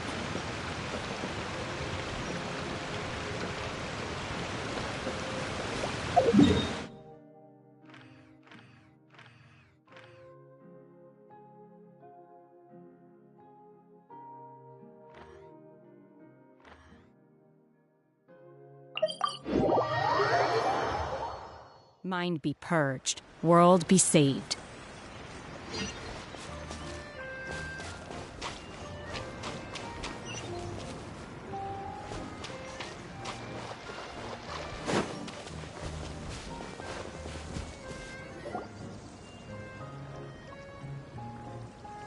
Here's your 2 magic tonics.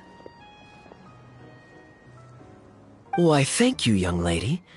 And might I add that you're looking quite lovely today. Jean, come on, take a seat and let's have a drink. I ordered one for you as well. But is this really appropriate? I mean...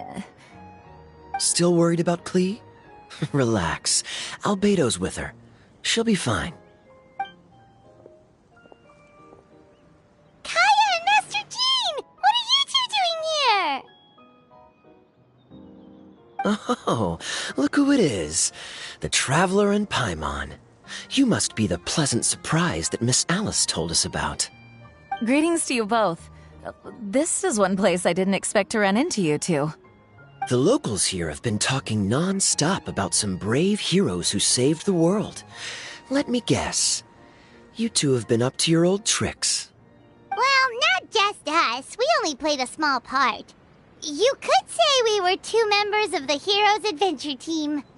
Still sounds mighty impressive to me. As ever, our honorary knight is making us proud wherever they roam.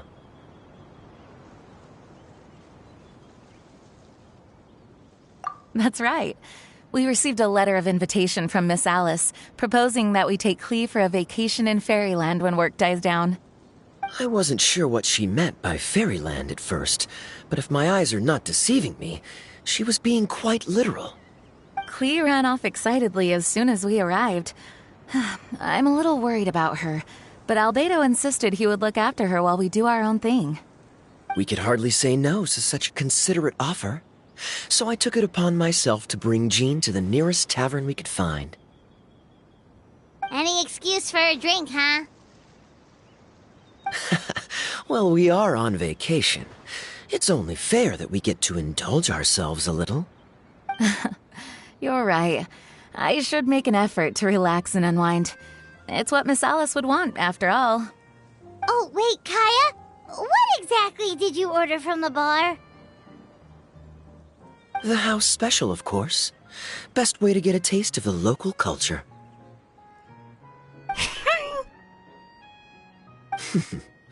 Why are you making that face, Paimon? Nothing. I was just perpetually amused by your lifestyle, that's all. Go on, drink up. Something tells me I need to tread carefully here. Let's see, it's got a lovely color, but how about the taste?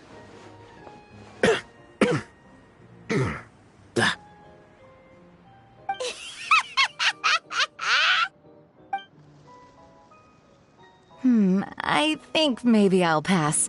But it's such a shame to waste it. All right, Paimon. Well played. Well, Paimon got burned too, if it's any consolation. It's nothing personal. Oh, by the way, we weren't the only ones who got invited here. I saw Collei earlier. She didn't see me, though.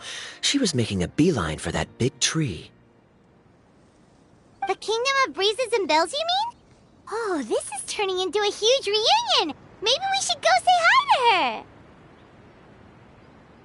her! All right. Well, give her my regards.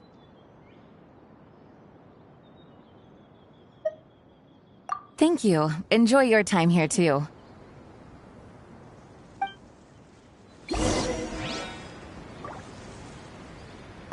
So the magic tonic here is just writing ink? What a weird and wonderful world.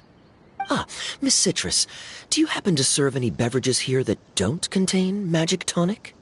Of course we do. What flavor would you like? Sunsetia. Jean, you want in? Sure, I'll have the same, please.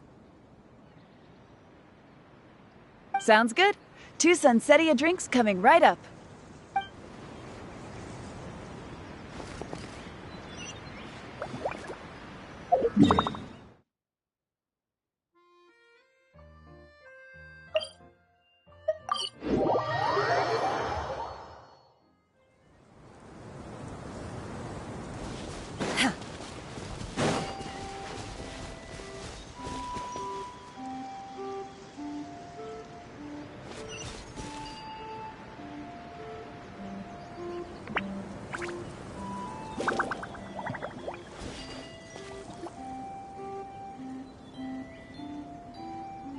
The structure of the tree houses here is nothing short of amazing. I have to write it down so I can tell Master Tighnari all about it later. Hey, Kale! You scared me. Traveler and Paimon? You got invited here too? Yep. Well, they sort of skipped the invitation part, but anyway, what you doing out here? Something caught your eye? Oh, yeah. I'm trying to observe and summarize the structures of the trees here, and also the animals that live here. Well, the residents, I guess? I still can't get over the fact that they're all someone's origami handiwork. Once a forest ranger, always a forest ranger, huh? Not sure you'll be able to apply much of what you learn here back home, though, with this being a magical world and everything. What? Over there, by the giant footprint, have those houses always been there? Oh, those? The local flying squirrels told me that they were built by a small dragon and some guy wearing a hat. Oh, that must have been Mini Durin and Hat Guy. Any idea where they went? Supposedly, after building the houses, they went to somewhere called, Constellation Metropole? Did I say that right? Yep, you got it. Oh, also, when the locals mentioned the dragon, did they seem at all, did they say how they felt about him at all? Now that you mention it, the atmosphere changed a little when they talked about him. Oh no. They mentioned some stuff along the lines of past misunderstandings and welcoming new members. I only just got here, so I know very little about what has happened in the past. They seemed genuinely grateful for the houses, though, and said they were going to plan a welcome party. Oh, thank goodness. Whew. Sounds like the forest has begun to accept him. It's a step in the right direction. Are you looking for that small dragon? Yeah, he's a new friend we made after we arrived here. No way! Really? I'm getting more and more interested in your story. No. I've got to save it for next time. For now, I've got to make the most out of my time in this wonderful world. Oh, there's no rush. Just take it slow and enjoy yourself. Like Kaya. Oh, he sends his regards, by the way. Oh, Mr. Kaya is here too? Then I've got to go say hi to him. Well, right now he's at the tavern and he probably won't be leaving until he's drunk. Not that he'll ever reach that point because his alcohol tolerance is so high. Basically, it's Kaya. You know where to find him. You make a good point, Paimon. Then I'll focus on exploring for now and go catch up with him later. Shall we go pay a visit to the Metropole, Traveler? Maybe Mini Durin and Hat Guy are still there. Oh, right. By the way, something pretty interesting has been happening in Sumeru recently. Master Tighnari has been working really hard on it, so if you have time, definitely go and check it out. Sounds good. We'll find some time in our schedule.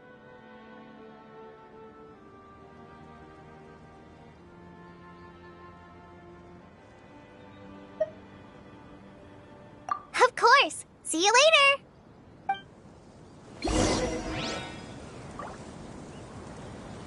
The origami squirrels rely on wind currents to lift their agile bodies and easily move between the trees.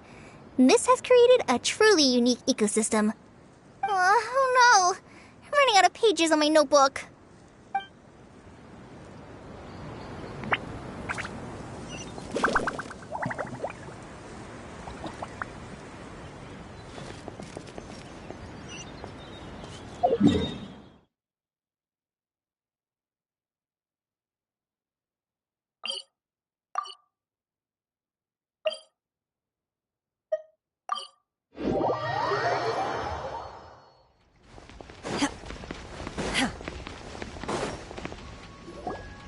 What? Are my eyes deceiving me? There is no way. I can't believe it. Hey, Mona! We heard you muttering from a long way away. What's up? Oh, is your scry glass acting up again? Oh, it's you, the saviors of this world. My scry glass is fine, but I'm not sure I can say the same about my eyes. Look! Look at this statue! What? Is it broken or something? Looks fine to Paimon. That's your master, right? AKA the goddess of prophecy? I refuse to believe it. There's no way that old hag looks anything like this.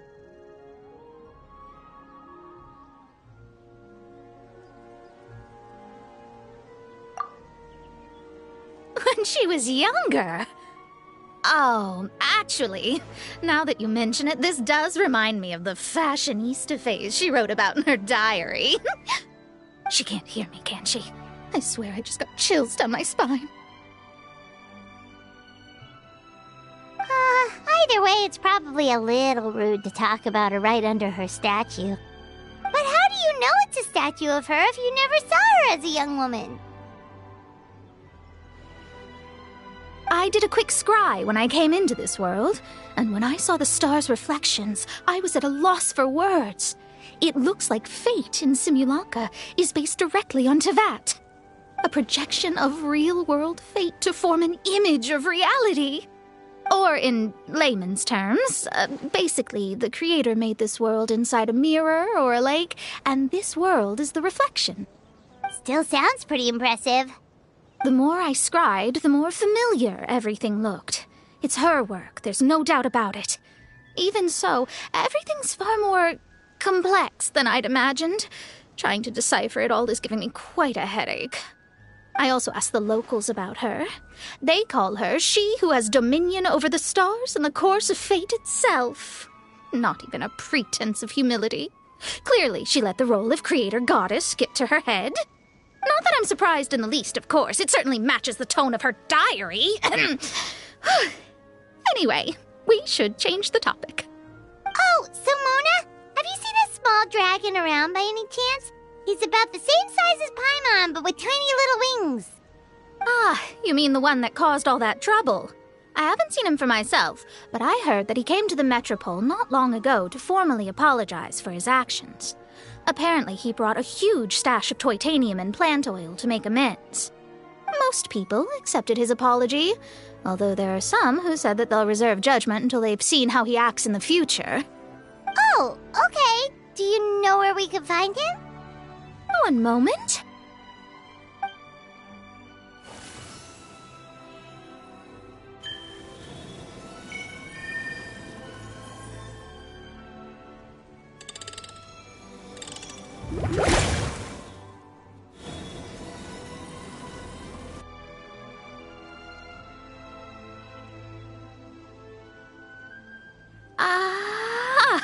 It looks like he's at the Broken Sea. There's a big group of people with him, too. Cool! Wanna come with us? We can introduce you? I think I'll sit this one out. This might be the closest I ever get to meeting the old hag in her youth, so I think I'll spend some time seeing what else I can glean from her grand design. You guys have fun. What do you mean, be careful? Now you're making me nervous. We'll be off now. See you later, Mona!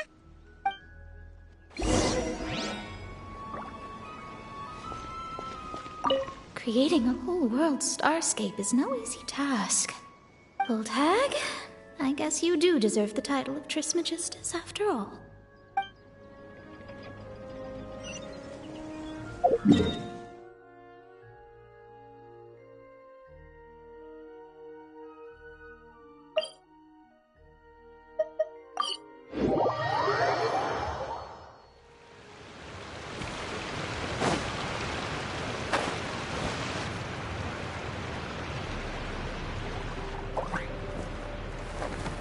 Osvaldo Hafnabines! Does thou see what I am seeing? Tell me that my all-perceiving Aug de Verurtelung deceiveth me not! Your eyes see true, mein Fräulein. Very well. Then, as sovereign ruler of the Immenachreich, I extend to you both my greetings, O Night Dragon from the land of the Thousand Stars, and his hat-wearing servant. Who did you just call a servant? What mein Fräulein means to say is, hello, it's a pleasure to meet you. Pleasure to meet you too. But Hakkai's not my servant. He's my friend. Now you're over-explaining. Hat Guy, Mini Durin! Found you at last! Whoa, and Fischl's with you too? Oh, greetings, Outlander blessed by the Immanakreich. How honored you are to meet your prinzessin beneath the stars of another sky. Clearly a decision made by fate itself. Miss Honorary Knight, Paimon!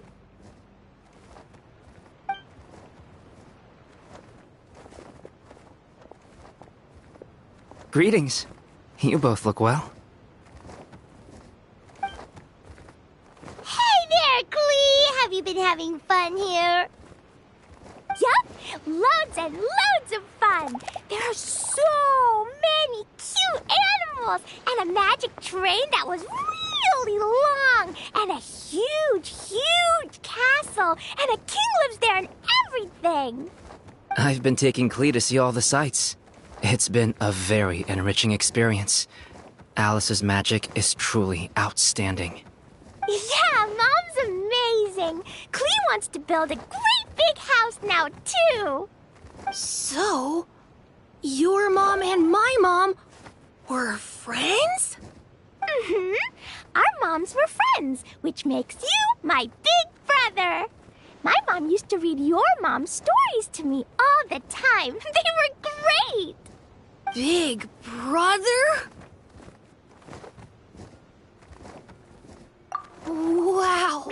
Thank you, Klee. Can I go play with Klee, Hat Guy? Suit yourself. Albedo, can I? Go on. Just don't go too far away. I'll come pick you up later. Yay! Come on, Mini Durin. Do you want to come play with us too, Fischl? Your prinzessin accepts your invitation. Rejoice!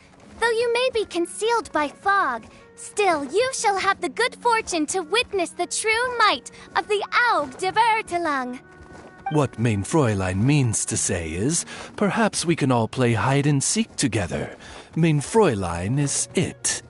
Hooray! I love hide and seek! Oh, me too!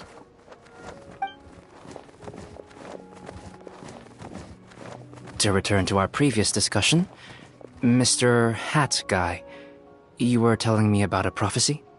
I heard B talking to M. What she said was... Since you're so persistent, let me tell you a secret. Our child will one day rise from the dead. Is she saying that Dragonspine Durin will come back to life?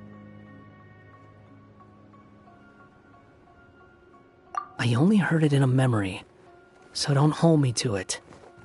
Understood. My recent observations at Dragonspine lend credence to this prophecy as well. Durin's heart has slowly but surely been growing in vitality. The process is extremely slow, but the trend is clear. What should we do? To start with, plan for every potential scenario, including, of course, the worst-case scenario. I am well aware of Durin's past, and I sincerely hope that things never escalate to that point. Still, we need to be prepared for every possibility. If the prophecy is true, and Durin's heart will one day beat again, I'd like to hope that whatever rises from the dead is no evil dragon, if you understand what I mean. Kind of? But not really. And so, when the time comes, Mr. Hat Guy, will you and Similanka's Durin be willing to lend us a hand in our hour of need? Huh? What's this got to do with me? You saved the Durin of this world. I don't see that as a mere coincidence. If there is any meaning to be read into the actions of the three goddesses, beyond fairy tale whimsy alone, I can only boldly speculate that the fate of this reflected world may have a reciprocal effect upon our own world. If Durin of Dragonspine will soon come back to life, we will need many Durin's help, as well as yours, given that your fates are now intertwined. Well, that's a nuisance. To be sure, it certainly won't be easy. Albedo! There's a flying paper ship over there! Can we go see it together, please? Sure. 2 seconds, I'll be right with you. Please give my suggestion some thought, Mr. Hat Guy.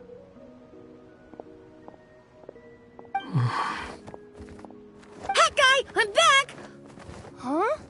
What were you guys talking about? Nothing. Huh. Okay then. Let's go join the others. Everyone's going to check out the new origami ship. All right, I'll be right there.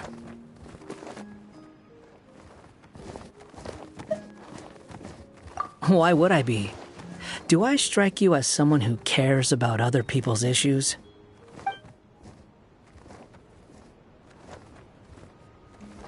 Quit trying to guess what I'm thinking. I'm leaving.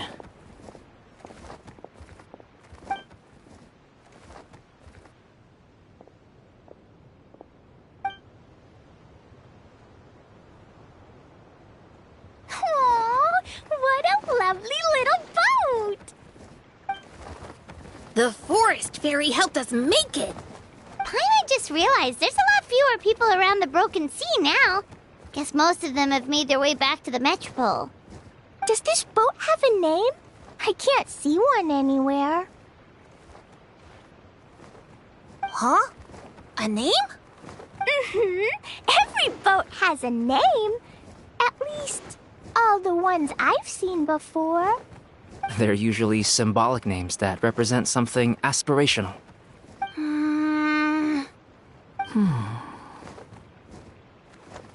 Let's go with the Durin.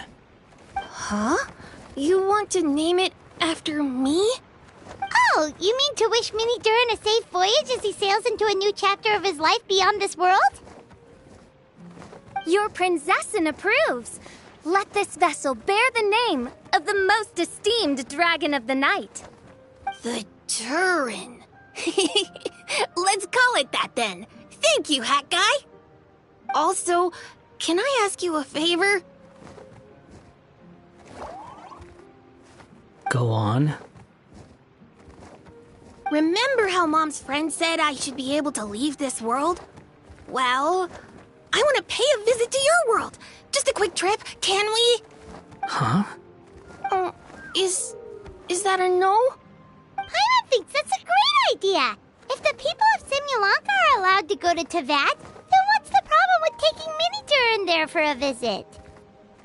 I'm assuming I'll have to be your bodyguard while we're there. I can protect myself. And I'll do what you say. I won't fly off on my own, I promise. Please, can I go? It'll be up to you to stick close. If you disappear on me, don't expect me to come looking. Got it! I'll stick close! Why don't you take the Durin? Now you've given it a name, it'll be a maiden voyage for the boat and a brand new journey for you. Are you leaving, Mini Durin? Okay. Well, make sure you come visit me in Mondstadt so we can play together again. Klee will draw you a map to show you the way. Though our time together has been as fleeting as a ray of light in the depths of the long night, the Immonok will welcome you with the grandest of music ceremonies on the occasion of our next reunion. As surely as the stars in the sky watch over us, we shall meet again. What Main Fräulein means is that you're always welcome to visit her at home as well. Cool! I have so many new friends now! I'm so happy! Are you done yet? If you want to leave, then get over here. Thank you, everyone! Thank you so much! The blessings you gave me are more precious than any treasure, and more beautiful than any fairy tale! Next time, it will be my turn to make your wishes come true.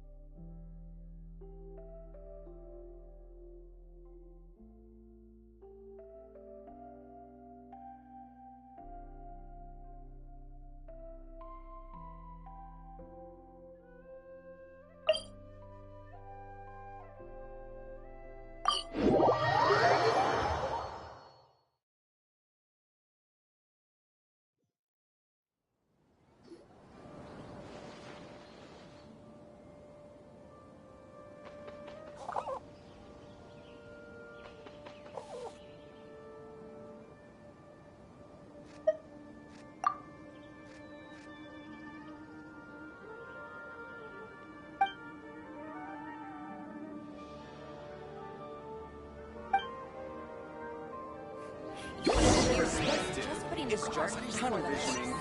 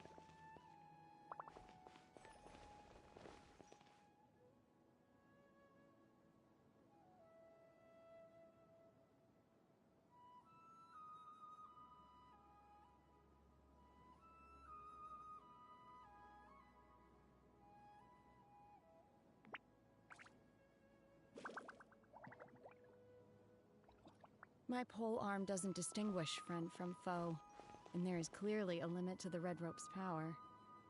That's why I loathe crowded areas.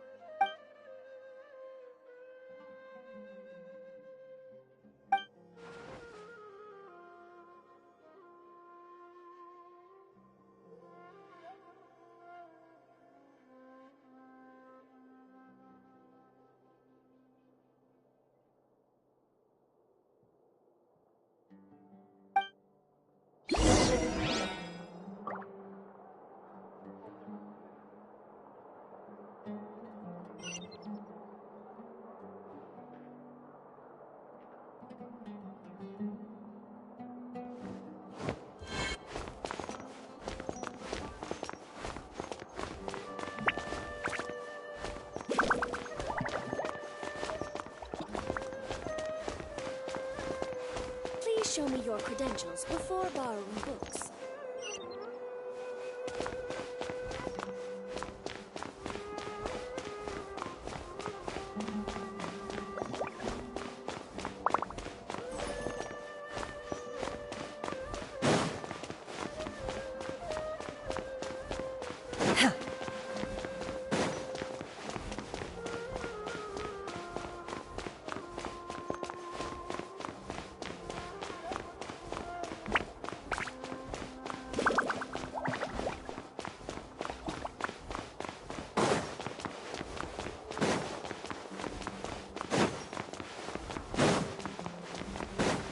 Please show me your credentials before borrowing books.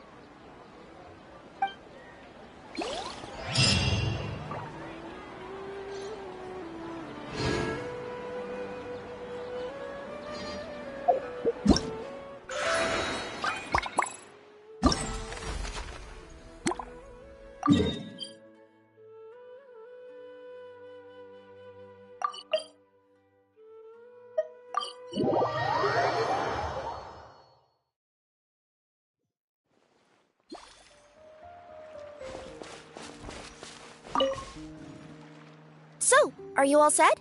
Ready to start investigating?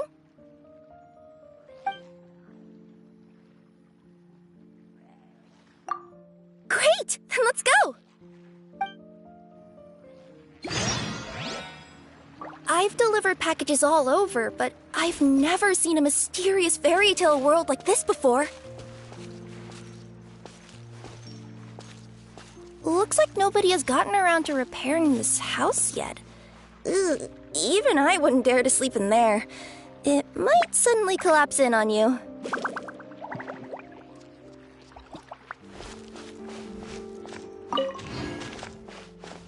Nothing to see here either. Maybe we can find someone to ask? Aha! Over there! I bet we'll find some people there. Let's go take a look.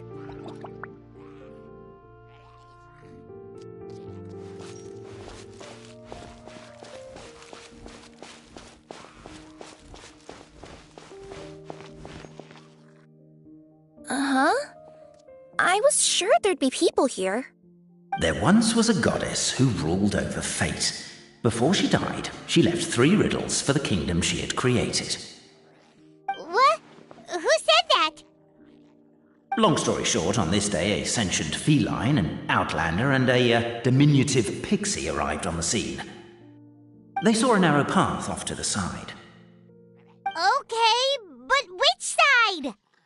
Yeah, if you gave ambiguous instructions like that to a Comania Express courier, they'd give you the parcel right back and tell you to write the delivery address more clearly. Despite how obvious the answer was, the perplexed pixie and the flummoxed feline struggled to work it out. Although, perhaps a small part of the blame could be attributed to my dull narration.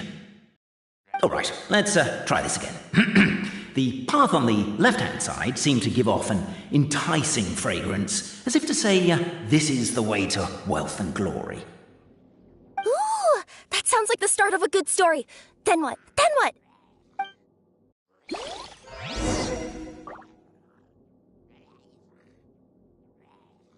At the end of the path, the motley crew would soon spot a secret stone room. A prophecy had once foretold of a Marquis who shall one day venture inside, and thus it is named the Future Marquis's Abode to Be. You like it? The Future Marquis's Abode to Be? Got a nice ring to it, doesn't it?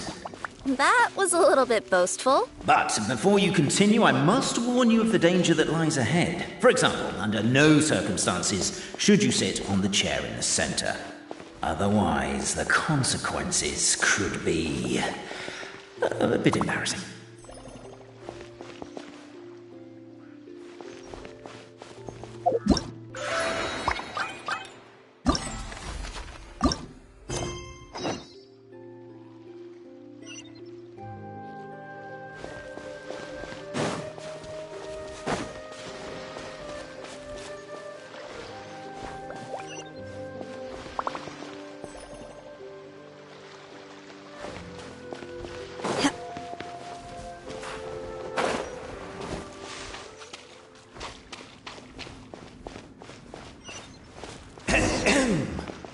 So many summers, winters, springs, and falls, and now at last a hero hither strides. This realm knows not what lies beyond its walls. Its secrets mystify the world. Sigh. Wait, new voices. Who are they?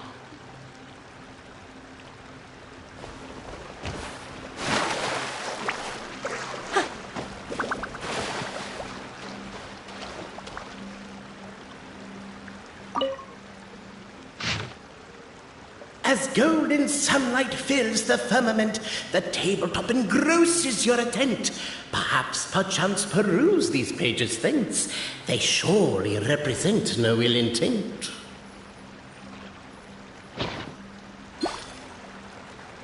Captivated by the epic poetry, and with wood and earthenware strewn all around, the demon feline's fury can't be quelled. reducing them to rubble on the ground. She finds the vessels vacant save for... air?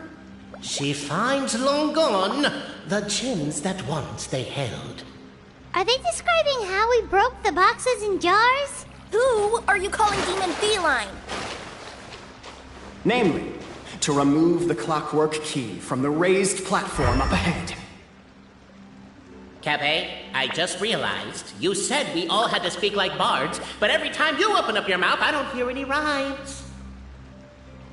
Yeah, I noticed that too. It's one standard for us and another for you. That's not fair, Cape.